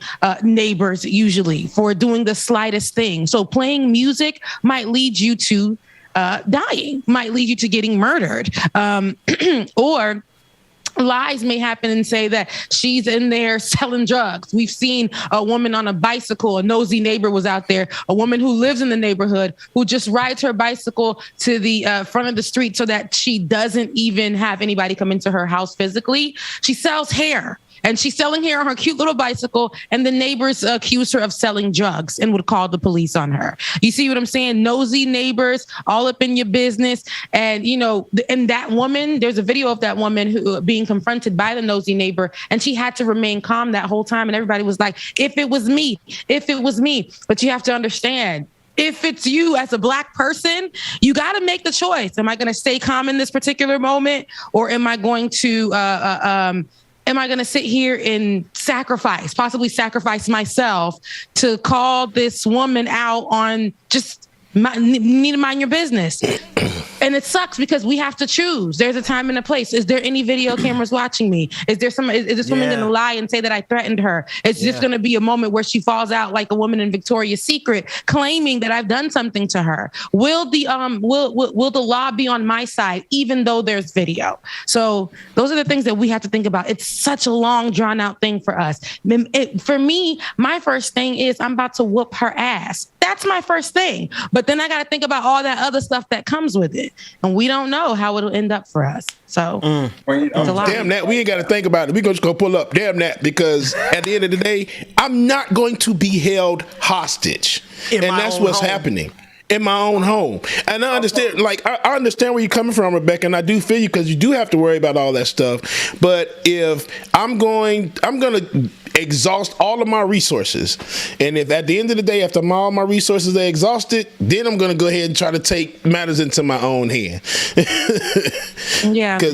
I'm just telling you right now, as plain and simple as I can do it. If the rules of the game is that they can play that music all night long, trust and believe there'll be a block party every weekend. It's going to be a block party up in that camp all weekend long. To the homeowners association, somebody comes out there and says, "Okay, we got to stop it all. Either you're going to stop it all, or we're going to play Virginia." That was in Virginia. Virginia Beach. Go ahead, sis. So what's funny is, I tell you guys all the time since I've moved here, when I first moved into my area, it's predominantly white. When I say predominantly white, it's predominantly white. A whole bunch of white YouTubers, right, live all around me. They play their country music. You see them on their balcony. You see them putting up, their little setups and stuff, and doing their videos, talking loudly, dogs barking all day, all night. In some instances, you hear them being intimate through the walls. Boring. You hear all of those things happening, right? But if I do the slightest of anything, when I play music in another language, when I play some trap music, when I play some soul music, when I'm cleaning, when I'm walking, I'm a tall girl. When I'm walking across my floor, my hardwood floors and high heels. Before I can even get to the door, a police officer I'm already being met with a police officer at the door saying, "Hey, there's complaints here. The other day I had to go down because they put a notice on my door. Yes, I didn't talk about this when they put a notice on my door. And I went down there with my hair wrapped up in my silk wrap. Did you have a silk bonnet on? It wasn't a bonnet. It was my silk leopard wrap. Had that thing wrapped up. Okay, guys, because I wasn't ready. I was getting my trash because we have valet trash. I was getting my trash from the door. And I said, "What is this note? What is this letter?" They were saying, "You need to keep the noise down or else." Basically, that's the letter that I got from this place. Oh, honey, still hair was wrapped. At least I hit the toothbrush, but I just put on my slippers, okay? Didn't have time for a bra or nothing. Went down to the front. And I said, "Excuse me. What is this letter about?" I told you guys once, twice that I will not be policed in my home by any of my neighbors. You guys are leaving a note on my door accusing me of being very noisy. There is no proof. There is nothing. What have I done? And then you said, if I do not rectify this, there will be consequences. This is a threat. What do I need to rectify first and foremost? Secondly, what will be the consequences for me so I can check you guys at the front door? I said, is there any examples? Is there anything? Because again, I've told you guys this, I will not be policed in my own home. Let me tell y'all, it was a Black woman. This management is predominantly white as well. But it was a Black woman who sat there. And I looked at her and she looked at me, honey. I spoke through my mask because at least I had time to grab my mask. I spoke through my mask and she was just looking at me and she was like, "I hear you're frustrated." I said, "Cut it." I cut it, ma'am. There is no frustration here. This is not. I'm asking you a legit question, okay? Mm-hmm. I know you're new. I said, I know you're new and everything like that, but there was a threat posted on my door. Right. There was no. Who am I holding accountable, and why are you guys holding me accountable for something that you don't even know if I did or did not do? Did my whole row down my hallway get any letters? Because we don't know who was the ones making the noise, who's making the complaint. You're just going off of what they say, and you placed a letter on my door. And then she was just like, Again, I said, I don't want to hear that you hear my frustration. If there is nothing that you can prove that I've done, do not put another letter on my door. There was no phone call made to me. There was no meeting that was had. There was no proof of me doing anything that you are, that there is no claim of what I am doing specifically. And there's no proof because these neighbors have said that I did something. You guys posted something on my door and threatened me. I told her I will not move from my place and I will not be police in my home. You're going to hear that every single time from me. But Queen, what you experienced in the video that we saw, this is why I say reason and stupid cannot have a conversation. The two of them cannot converse with each other. So I remember when I was in Auburn, Washington, right? And I was president of the Seattle branch of the NAACP. We had just moved into, my family and I had just moved into this beautiful home, end of the cul-de-sac, wetlands behind us, and we had a neighbor on the left side of us if you're looking at the front of the house. So this guy would see me on TV all the time, older white guy, right, with a cane. So he goes up to the homeowners meeting, and my wife says something, I don't know what the topic of conversation is, but she comes back home to me and she tells me that Crazy Man, because that's what we started calling him, Crazy Man, spoke to her in a very threatening manner. So I came outside, and I was working outside, and Crazy Man walked out. And I took a page from Bubba's handbook, see. I just reached over to Crazy Man and I said to him, should you ever speak to my wife in such a disrespectful tone, I swear to you, as God is my witness, with every piece of DNA inside of me, I will whoop your monkey ass. Crazy Man ain't never spoke to my family or anybody else that lived in that house ever again. Ooh. See, sometimes you got to understand, ain't no need in trying to apply reason to stupidity. What this sister has gone through, Sister Queen, what you were going through, that is the quintessential meaning of stupidity. And sometimes, even if I'm in a white suit, I don't mind getting in that pig pen and getting a little nasty with you. Just understand that. Like it or not. Or not. It's been too long. It's been a long. Listen, I got one more clip to go ahead, James. Oh, I was going to say, Rebecca, this property management company, they're owned by your apartments? Yes, and I've reached out to them. I've already sent them. Corporate, that's when it actually calmed down, is when I reached out to corporate. But honey, I was this letter on my door, and then the instant of me, having the black woman police officer come here and was like, girl, you black. You know how they be out here. You know how they be out here. And just having that experience, I was like, I don't want to live like that. So y'all all, can kiss my ass, essentially. Like, please. But what's funny? I like how, I like how, you guys can say, you can step up to these people. I've been that woman to step up to, I don't play. I step up to the neighbors. It's funny because one has a sign that she just put on her door. We are licensed to carry and we don't give a damn to shoot. Like, they'll shoot, right?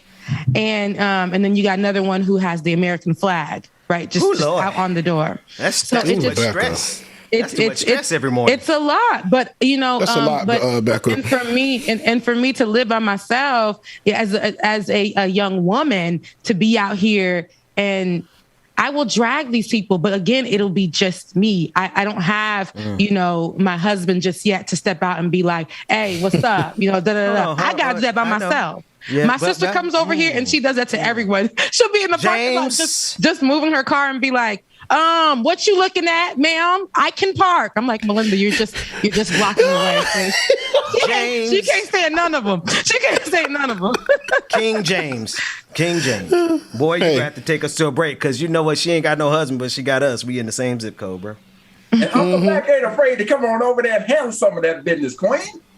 Hey, matter of fact, bro, Mac, we need you down in Atlanta somewhere towards the end of October, because I know I'm just dropping that on you, but that'd be a good day for us all to pull up. Matter of fact, I'm trying to get Georgia in town.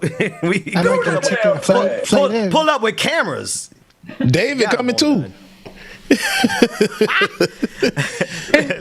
Listen, but David could be the verbal person to start off. Rebecca. Now, once they start going crazy, Now we be like, move, David. Now what's up? Okay, David, that's enough, David. Move. Well, you gotta you listen, David. Do you remember when we you and I, and we're gonna go to a break, DJ Exclusive. We're gonna go to a break. We're gonna do the not the happy hour. We're gonna do the after party live because Brother Mac is in the house, and Brother Mac, we ultimately at the end of the day we still don't give a damn. We're gonna be us in a few seconds here. But David, do you remember when we pulled up to New York to go have a meeting at that media company, and I got you and Max, the only two white people in my whole squad.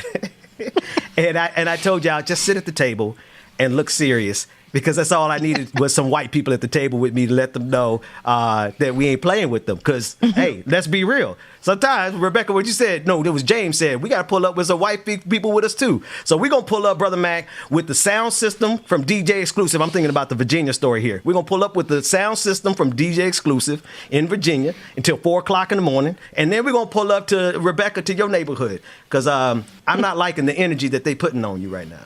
Oh, no, we don't deal with it. Yeah. And we mean it in Jesus' name. But here's the other thing, James, take us to a break. You gotta come to the South Side, because I ain't experienced nothing like that down here with all these black folks in this city that is so fair that I live in. Yeah, you'd be surprised. I was gonna say my ex partner. He lives across the way of Lenox, and every day, honey. A little them black folks, the elite blacks. You funny. The elite blacks. Wait, who said elite? Elite? The elite blacks. Rebecca ain't lying. Honey. Them elite blacks. The Buckheads in the midtowns. Sweetie, they will call the police. Y'all said Ben living out there with the Hawks and the Falcons. I said come down here down south. I said come down south. They will call the police if you woke up their dog. Hold on now. Elites. Down there too, Ben. Elites, boy. Bro. Down that way, South Carolina, man. Listen, let me James, take us. Dwayne, yes. Ben talking about that. Ben, them be the main ones who got their time too. Be want to suck up, bro. I thought we was cool. You gonna make me come on there and slap your ass. I'm trying to help Rebecca's gentrifying ass to come back down here where black folks at. No, go to break, James. This whole area, Woodstock gonna find me.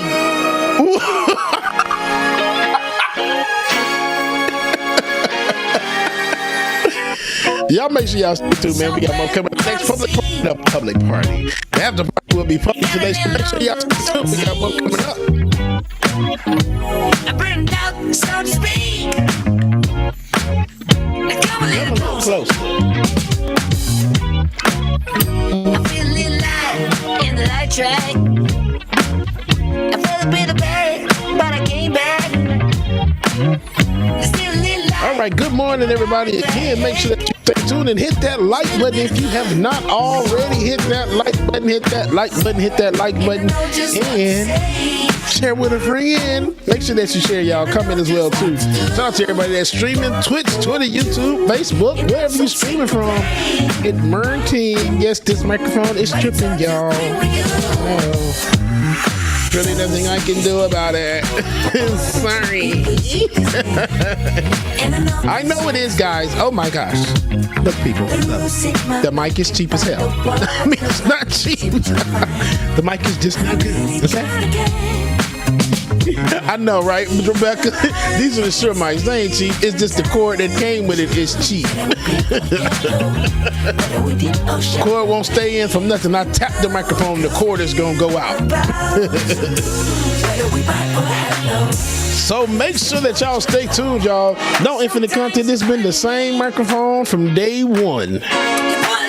Well, the one that just got here anyway. At least it sounds better than the microphone I used to have. But I had to hold the microphone the whole damn time. Come a little closer. It's exposure. Okay, T-Fit, Black Shure mics. Now, granted, now the other microphones came from Ben, so Rebecca, here it. Dwayne, this how you test it. Rebecca, are you there, Rebecca? Oh, damn, okay. Look. Oh, okay. Rebecca, did you get your microphone brand new?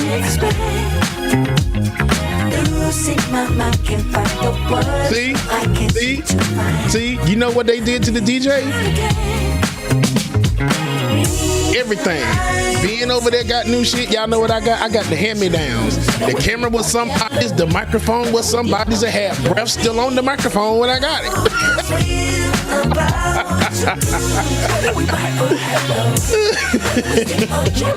Man, I can't remember the guy's name that even had the microphone. Y'all know who I'm talking about. I cannot remember his name. But shout out to him, man. Yeah, y'all do a GoFundMe for Mike. So this mic, I really do not like this mic. Okay, the Bubble Cord Fund might come up with something some people don't want to see on the internet. Just saying. Goku, you right, brother. You stupid. Shout out, brother Goku, man.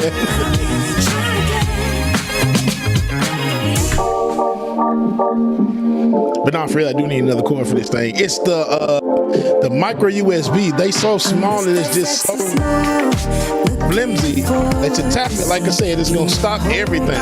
So yeah, David, you're right. And then when you hook the XLR into it, you can't control everything like you can normally. So when you control it from the mixer board, the sound is always, it's the whole lot. It's the whole lot. You just need to be in the studio. That's all it is.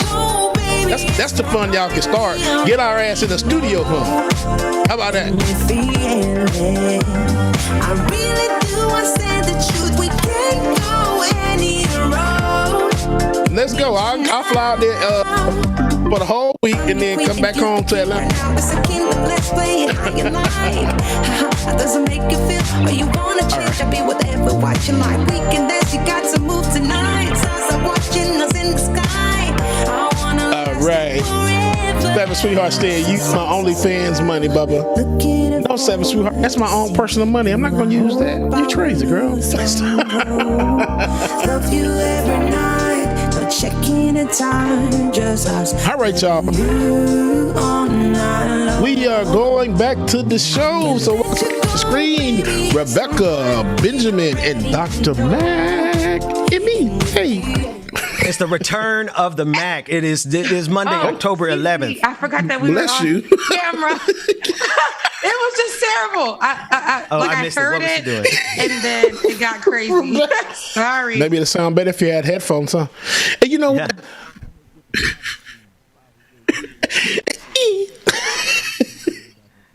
Okay. I didn't know. Rebecca, can I have your headphones? Because I have a short in my left one. Bro.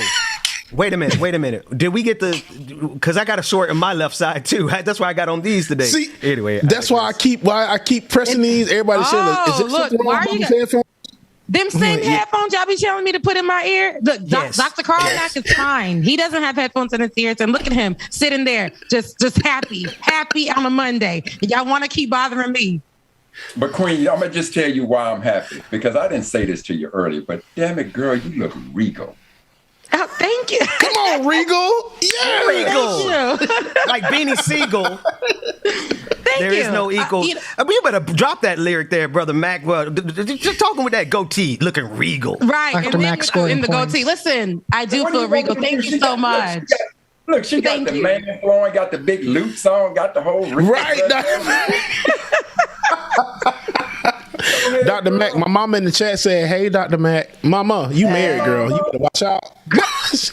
She saw the goatees. Hey, Dr. Mac. Why brother Mac?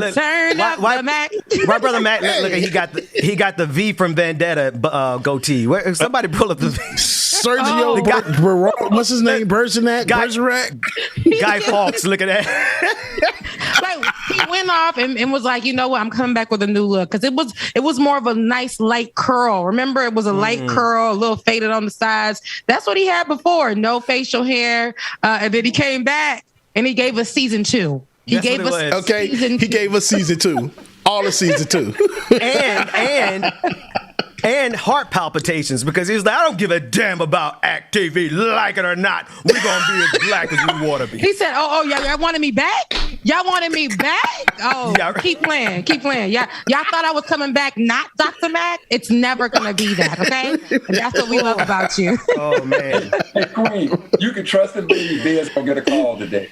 Brother Benjamin. Probably. That's not Ben over there. Ben probably had to go do. This was a long little commercial break. Ben probably had to go do 6 calls. It's gonna be Brother Ben, the guy that you had on. Let's unplug him again. See, you put me in a precarious predicament where I got to actually represent the truth of the matter is we do what we believe is right here, and we have no editorial control from anyone. That said, I don't want to put a wedge unnecessarily between us and our good friends at Act TV, where they encourage you to do more than watch. We want you to act. Act.tv. Y'all see, I can swing anything. I can tie anything together. You better Let's go put that together. Yo, what's up? It's a Monday morning. How are we already in the after party at 9:52? You guys are getting a great show this morning. We have the whole team. It was a full show from 8 a.m. I saw Georgia in her beauty this morning. I was like, dang, girl, like that lip. Hair nice and curls and juicy. Then you guys had your men's moment. And then now we're here having a good time. It feels like a family reunion. I feel like Frankie, Beverly, and Maze are playing in the background. Somebody's bringing out the plate. We got uncles and cousins in the house, and we got the background. We got our one white cousin friend. Shout out to David. We invite everywhere. I'm feeling that energy this morning. Oh man, y'all got no sense. But happy Indigenous Day. Happy Indigenous Peoples Day today. Shout out to the people who were first here, the people whose land this was. Before America tried to say this land is our land, it wasn't yours. It was for Indigenous peoples. And I hope that they are having this day off the same way that we were finally recognized for our day. Juneteenth, in our Freedom Day. Now, why you gonna walk it right into Brother Mac's wheelhouse? You gonna walk dead smack. and for Indigenous people to have a same at least recognition. It took us forever and a day, my Jesus, to get just something, and we got Juneteenth. And now, for this Indigenous Peoples Day, I hope that for them they get this day off. They don't need to work. They don't need to work. I feel like all white folks need to make sure they are working on the Juneteenth holiday. That's just how I be feeling. A reverse holiday. Work, okay? They got to work all hours. Don't do nothing. They have to work every single. Just don't even be at the stores. Oh man, hey, be reserved for only black folks on that day, bro. She pulled a Nicki Minaj like she did on Drake's track, saying you got to pay me reverse holidays. You got to do me reverse child support. Right. You got to pay me to be your child, to be my child. Rebecca said, if it is Indigenous People Day and you white, you should be at work. or black too. I mean, like we all, that to me, that's solidarity. I'll work today because I want them to feel they have their day to themselves. Whatever. That's solidarity for me. On Juneteenth, that is our day. It's a black day. It's a Rebecca. Yes. You because you can't mention Juneteenth in this here circle. Yeah, well, I'm waiting for Dr. Mac to cut in because I know that everything that he has, because that's how we even got our relationship with him, because of that holiday. So, that's right. That's right. That's right. That's right, Brother Mac. No, man, I'm sticking with Indigenous People Day. But here was the question that I needed to ask, and this is what I don't understand. The tribes are sovereign nations, so I don't understand. I want to understand why they have to pay taxes. That's the part that I don't. Yeah. Well, I'm sure somebody's going to answer that in the chat real quick. So to JammedTomb, our moderator on Twitch, who was just on with us with the elder LostSioux, help us to understand that. And we want to explore that more because I didn't know most of that stuff that they were saying this morning. It's a ton of it. Great conversation. Great conversation. It was. Let me pull up a couple of clips. I want to play this first clip of Ted Cruz. Ted Cruz was at an Astro game, and Bun B decided to make him a little bit uncomfortable. Now, I'm going to be honest with you. As it pertains to politicians, I feel like this is the only way they should be treated in public, especially when they are standing in the way of progress. Especially when they are like Ted Cruz and are actually doing, Cancun Ted Cruz, who went to Cancun, Mexico during the deep freeze back in February. Let's take a look at G1. And blame it on his daughter.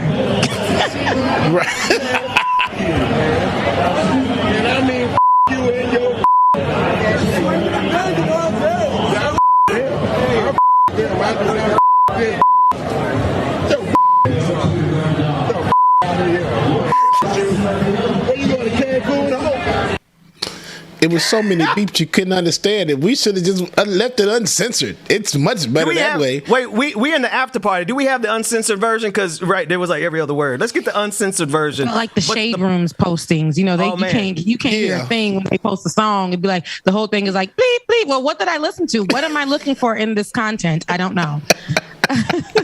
So in other words, what you're saying, sometimes you just got to cuss. Yes. Oh yeah, it's much better with the curse words.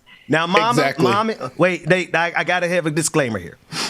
There's a couple of clips that are coming, and I do believe we're going to have a fit of profanity here. I just want to warn all the mothers of the church and my pastor and mommy and all y'all who are watching. This is a good place to sign off.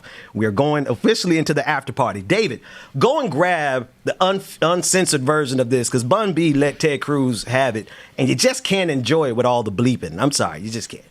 Oh, that was Bun B that said that? Yes, it was Bun B that definitely said that. Ted Cruz was walking by looking like a big old dummy. Listen, like that whole time, I'm not really into people rushing up and running up on politicians and filming it for fun. I've seen a lot of people do that. And I'm like, it's giving TikTok right now. But, randomly seeing someone and just being like, is that Ted Cruz? Hey! So the word that Dr. Mac used, saltine. Okay. Yeah, what you doing over here? Why you ain't in Cancun? Over here. Don't be enjoying. No, you got a whole state right now. They got a lot of things going on. Talking about abortion laws and stuff. Yeah, that one still got the bleeps in it. Get us. Make sure we get the one. But when he said he said Cancun, he said you can't go. I'm like, Bun B, why you do this man like this? But Rebecca, I'm gonna be honest with you. I'm 100% on board with us treating our politicians like this, especially when they're people like Ted Cruz, who actively is doing stuff to get people killed. So I don't want politicians to feel comfortable anywhere. Yeah, I think done something for the people. I think it's just like when I see it. Some of those things you can tell are genuine and not genuine. Some people do it for TikTok likes, and it's like, okay, whatever. And like some people are actually, like I said, Bun B didn't expect to see Ted Cruz. When he saw Ted Cruz, he was there to enjoy the game. He didn't go to the game to literally set it up to cuss out Ted Cruz. He saw Ted Cruz in his spirit. Felt like, oh no, he's not about to walk by without me reading him for filth. That's right. Filth. That's right. All right, so we got to edit. We got to frame it and edit it. All right, so we're going to come back to that, and we'll get the full clip version. Here's the next clip, and it is a clip of Megan Thee Stallion. And you all know I am a huge fan of another Texas native. Yeah, another Texas native, Houston stand-up. I'm a fan of her because of her lyrical prowess. No joke. I'm not saying that tongue-in-cheek. I'm a fan of her because she's a stallion. she's a stallion. Right. She's sitting. Okay. She's a stallion. I didn't want to start there. Beautiful. But yeah, not. But she put out a video this weekend talking about what she does for her mental health and how she takes care of herself and how we need to take a step back. And I think we need to listen to what this sister got to say real quick. Let's run it. Sometimes I have to step back and take a break from everybody and get it together with myself. Like I said, a lot of people can pour their energy on you, and that don't mean it's the best energy. So you gotta spend quality time with your damn self and just get it together. Just, meditate, let it breathe for a little bit. Just cause something not working right now, that don't mean it's not gonna be working in a few months. That don't mean it ain't gonna work tomorrow. So you just gotta pray and just spend a little time by yourself. Right. Listen, first of all, she looks amazing, but what she's saying is true. A lot of what she's been through has been, in the media. Of course, she chose that life. She chose that, music or whatever. So okay. So my job is texting me. So for it, seeing her talk about mental health is very important. We know through the pandemic, even before the pandemic, she went through losing her mother, right? That's right. And then she went through being in a public dispute with her alleged former lover, Tory Lanez, being shot in the foot. And then, all of that just happening all through social media. Everybody had an opinion. And of course, because she is a public figure, we do take to social media to have our opinions on, a particular artist. We see how we do with the athletes. We see how we do with people who our politicians. We all have an opinion. We all have something to say, right? And in this particular matter, sometimes that can wear and tear on your mental health, because when you're into what people are saying, especially the comment section, sometimes the comment section isn't Team Rebecca. And when I first started this whole thing with politics, I used to read, and they used to really be coming really hard at me. And I used to lose sleep. 5 years ago, I used to lose sleep with how they were coming at me. And then I would really make that who I am until I realized, I don't even go after the show is over. I don't go into the comment section. So forgive me if you're saying things that are nice and, require a response. I don't do that because that protects my mental health. Sometimes you got to take a step back and realize who the you are, and then come back and then, just be you. You have to do that because we see what happened with Naomi Osaka. When you are down mentally, you are willing to strip yourself from everything that people expect of you. Where sometimes you're leaving millions of dollars on the line.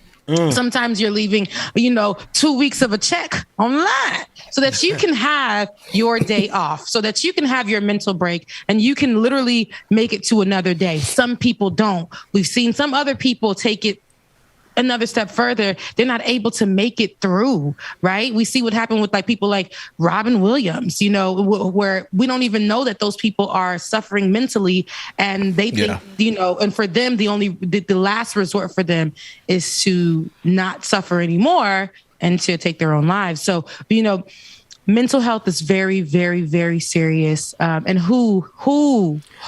Because I don't like when these corporations and these jobs be the ones to tell you, you're not mentally ill enough for me. You're not sick enough. If you're not on a certain drug, we cannot give you that day off. And I can tell you last year, I talked about this on the show. Last year, I had a really hard time with the pandemic.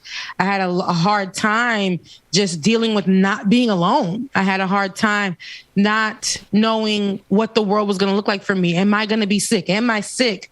I can't touch anybody. I can't call anybody. Just having to be around one person, and then the arguments it's just it was just so stressful. And then the job threatening us to have to go back in. That fear was ridiculous for me. And I had to take a break, then starting up this show. All of that weighed on me. It was very stressful, not knowing how I was going to be able to balance that out, having to build our teams again. All of that was just happening in one time. And it was very, very, very, I can't lie, it was very stressful for me. Don't remind me of the stress. It's post-traumatic. And my job told me, I went into therapy. I had to go into therapy because I was not sleeping at all.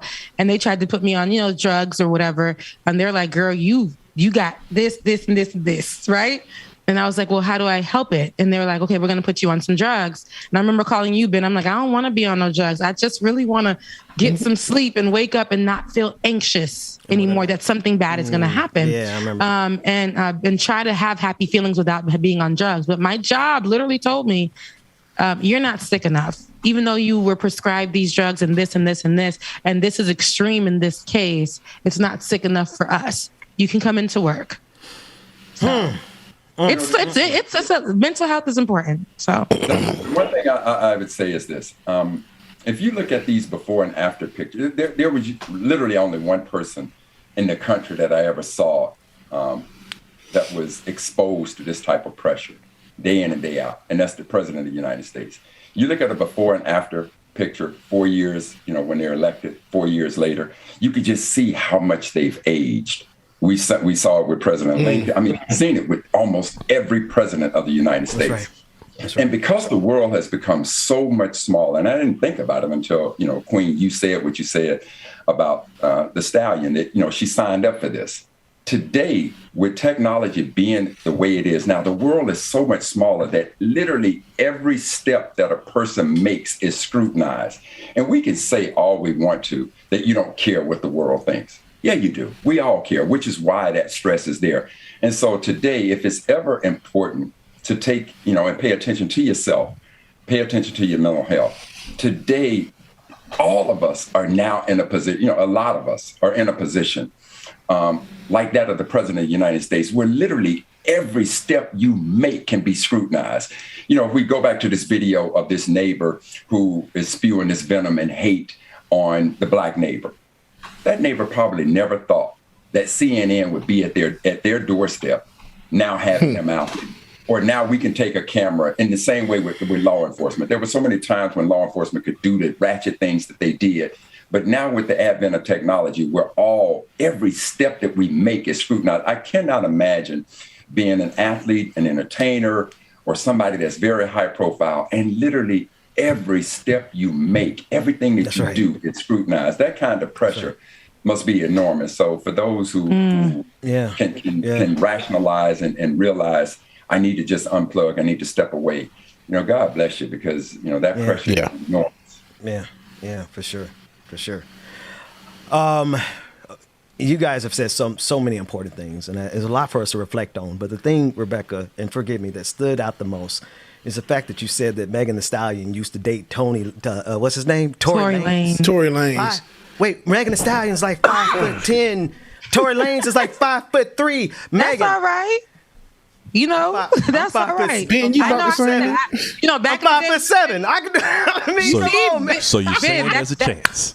Yeah, there's an opportunity for everybody. So you're saying is I have a chance. Yes. With my wife, who's watching the show right now. Run that clip of Bun B embarrassing the hell out of Ted Cruz. We got the full format now, unedited. If you're sensitive to profanity, then you're really not going to be able to enjoy this clip as much as we're about to. Let's run it.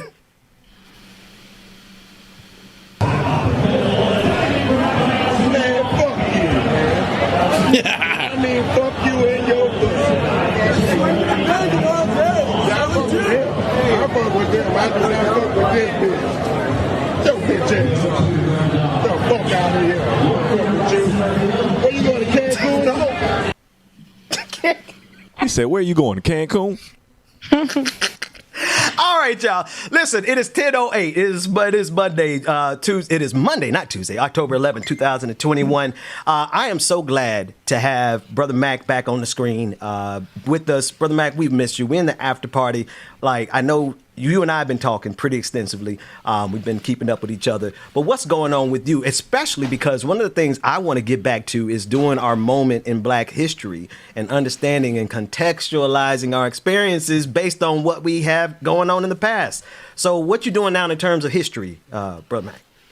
Well, you know, I just finished editing the calendar that I sent to you all, 366 days of outstanding events and people, men and women out of Black history. Oh, did we have the exclusive on that? We had the exclusive? We had the...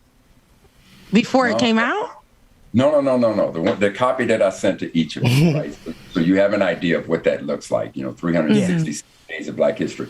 So the part about the calendar that was disappointing to me was that I didn't have an equal representation of women. So I went back and I did a calendar, 366 days. It's all Black women, right?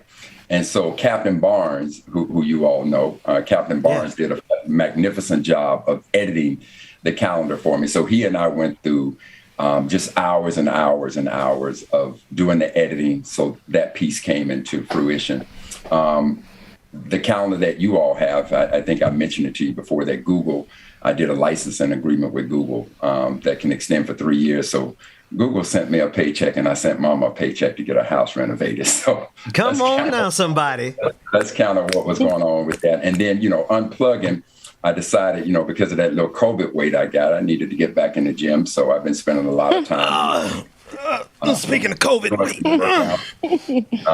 my son, Jonathan, who is in the 9th grade now, I've been battling with his school district because my son is taking geometry. And I sat through the first month, you know, I go pick him up and we talk about what's going on in geometry.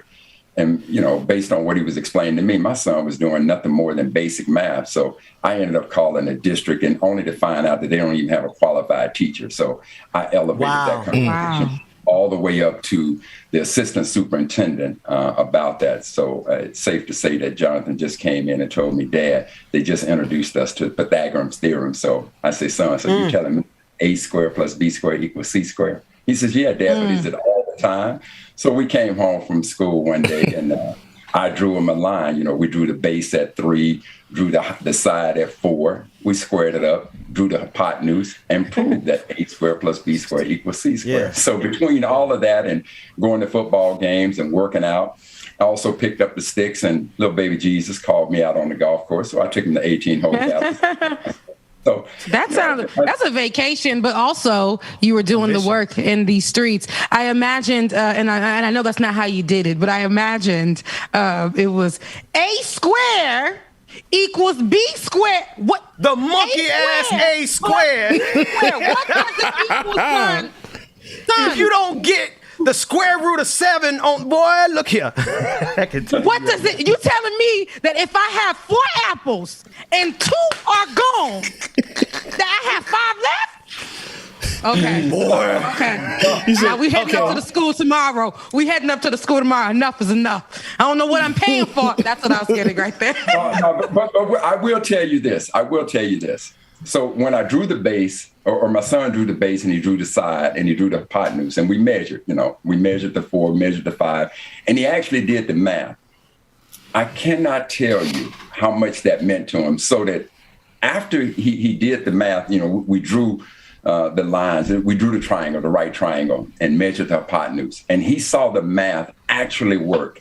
I cannot tell you that my son actually said, Dad, I want to just keep this. I don't want to take it to school on Monday. And I want to show my class that A squared plus B squared does equal C squared. So it was one of the moments. And then I've been going to football games on Friday. And I got to tell you, it must have been 40 years since I went to a high school football game. And that too was a gang. However, I went to the homecoming game this Friday night, right?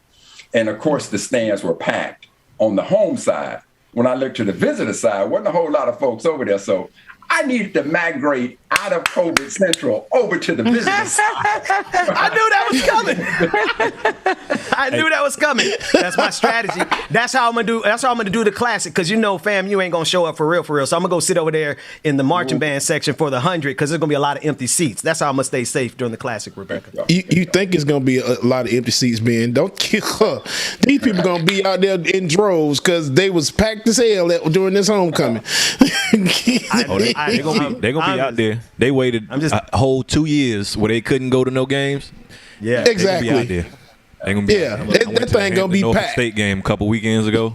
Oh man, and I was scared. All them people. Ooh, man. Well, when you think about that though, the one thing that's been amazing to me is that even though we're hearing about the number of COVID deaths still rising up over 700,000 now, I'm just amazed that when you look at college football, you look at pro football, now MMA, boxing, everything is happening. And so many people are packed in these arenas. Now, are you telling me that all these folks are vaccinated? Because if you're saying that in order to come to these events, you need to either present your vaccination card or show proof that you had a negative test and you've come out negative. It just scares me to think that these number of folks packed into this arena, and now we're coming into that fall, winter season, what could potentially befall us, with COVID still running rampant throughout this country. And I will tell you this, when I was in Mississippi, I needed to find a gym to work out in for the week that I was down there. So I went to 2 gyms. One of them I went to Planet Fitness, right? And I go into Planet Fitness, and at this particular Planet Fitness in Jackson, almost all Black folks in there. Literally nobody had a mask on. Now, weren't that many people in the gym, but still nobody had a mask on. So for whatever reason, it didn't work out that I could work out there for a week. So I went over to this other gym, and this gym was primarily whites at this particular gym. So I'm gonna call it a 60-40 mix. I will tell you that the entire time, except for one day, I was literally the only person who was working out with a mask. So one morning I come there, and now I find there are 7 Black folks. 3 Black women, 4 Black men. Every one of the sisters had a mask on, and of us as 4 Black men, 2 of us had masks on. And this gym was located right there in the heart of the medical center, where you got 2 or 3 hospitals, medical complex. So that a lot of folks working out there work in the medical field.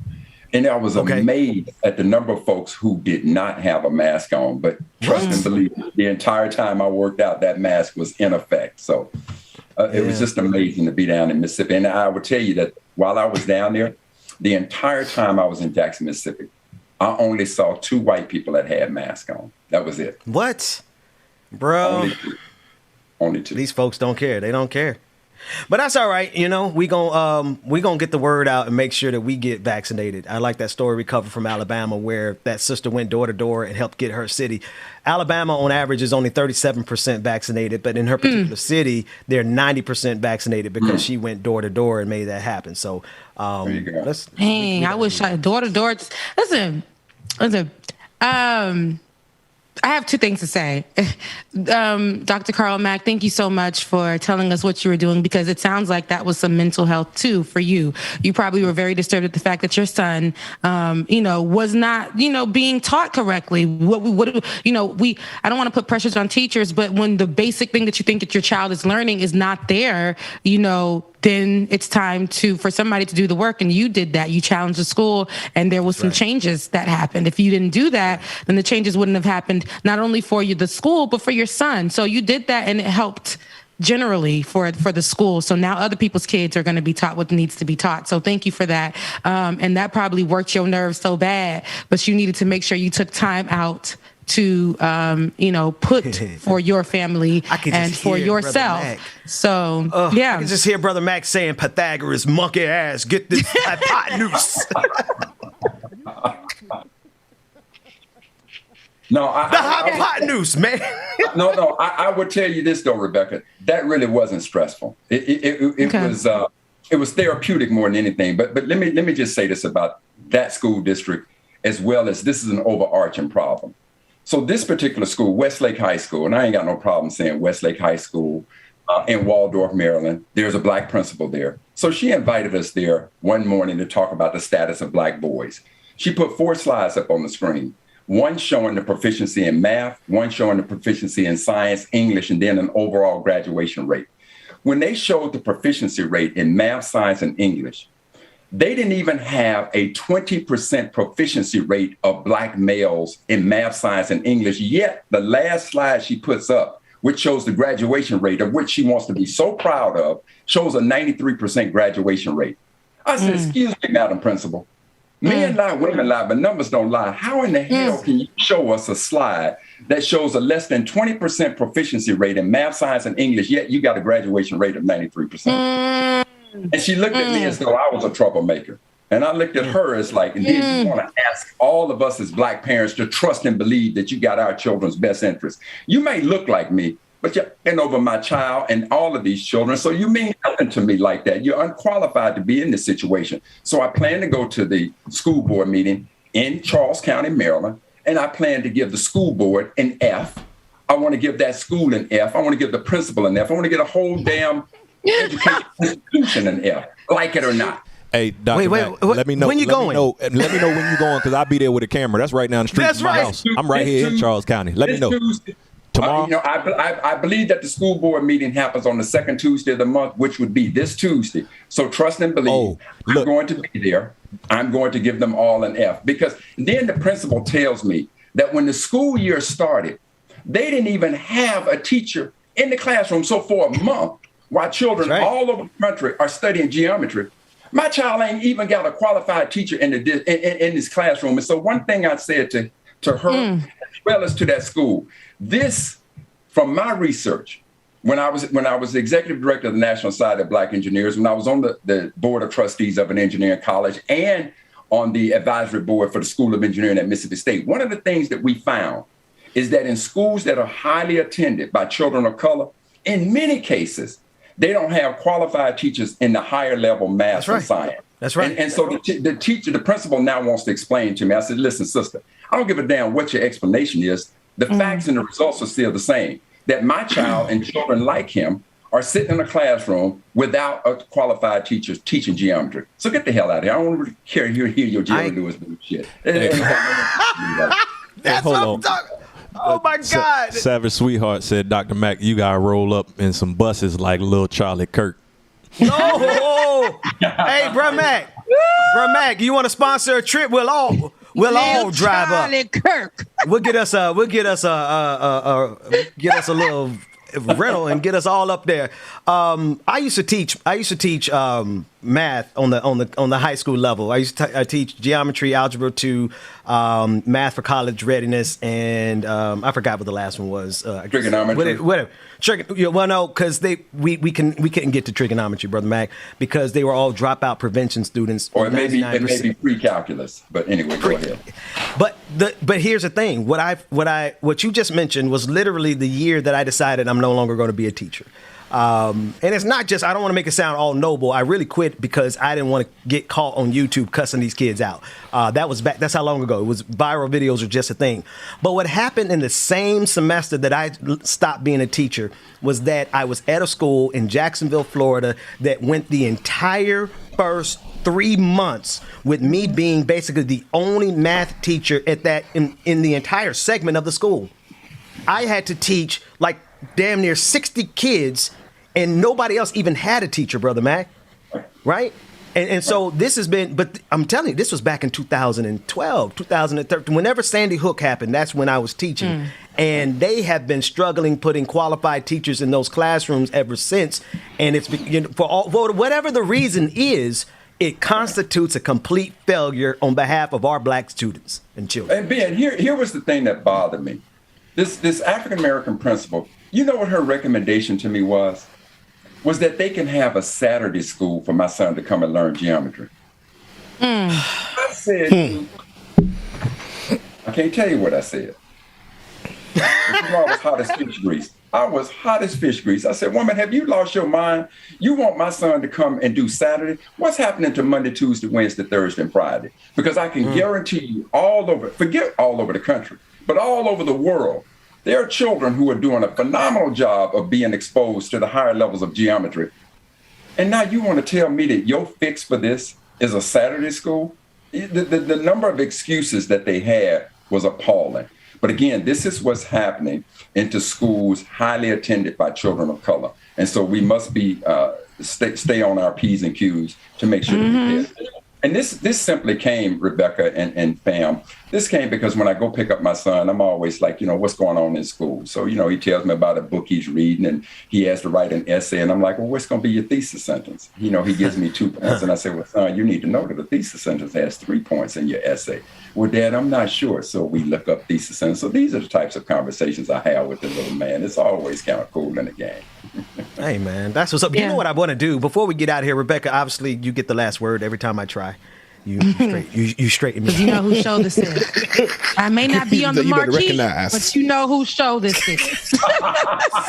Well, that's going to do it, y'all. We thank y'all so much for tuning in today on Like It or Not in the Benjamin Dixon. Go ahead. No, I know my place. That said, I don't even know what I was going to say. So let's get the last words. Rebecca Azor, DJ Exclusive. Brother Mac, it's so good to have you back, man. And I look forward to seeing you tomorrow. In the next day. I feel the pressure of it. Whenever you want, here it is. Whenever you want to come and kick it with us on Like It or Not, I've told you this a million times. You have your seat. Everybody don't have that. Okay, you got to be invited on. But if Dr. Mac chimes in, if he ding ding in the Zoom room, we don't keep him. We don't keep him waiting outside. We not security. Let him in because you walk through. Okay, you walk through the metal detectors. You walk around the metal detectors. Okay, we make sure you're good. That's what Remy said. But okay. Rebecca, hey, we gotta check Rebecca. We gotta check Rebecca's bag because she might have a knife in there. So go ahead, Rebecca. Listen, but we love you and we thank you for what you're doing. Like just even story time wasn't mine today. Story time was yours, and it was great. Well, I love to hear that you're doing the work. I love to hear that you're making sure that your kid is being taught correctly and the school is being held accountable. That is great. We need more parents like that. Okay, so I love that. Black dads unite. Okay, black dads and unite. Shout out to Lauren in the chat room who says she would love to have Carl Mack as her daddy. Let's go to the end of the show, folks. There's no after party. I'm going to my bed. I love you guys so much. Mean it. Happy Monday. Good energy. Yo, Bubba, take it away. Love y'all. Mean it, y'all. We will see y'all in the morning. Know that they ride or die. I keep boys by my. Thank y'all so much for tuning in today, man. Make sure that you have your ass here tomorrow. We enjoyed y'all meeting. Shout out to everybody that. We are out. We will see y'all tomorrow.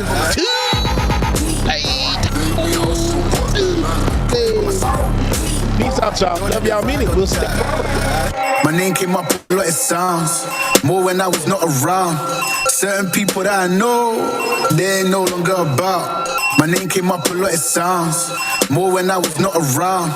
Certain people that I know, they ain't no longer about. My name came up a lot of sounds, more when I was not around. Certain people that I know, they ain't no longer about. My name came up a lot of sounds, more when I was not around. Certain people that I know, they ain't no longer about. I'm an OG boy. Know that they ride or die.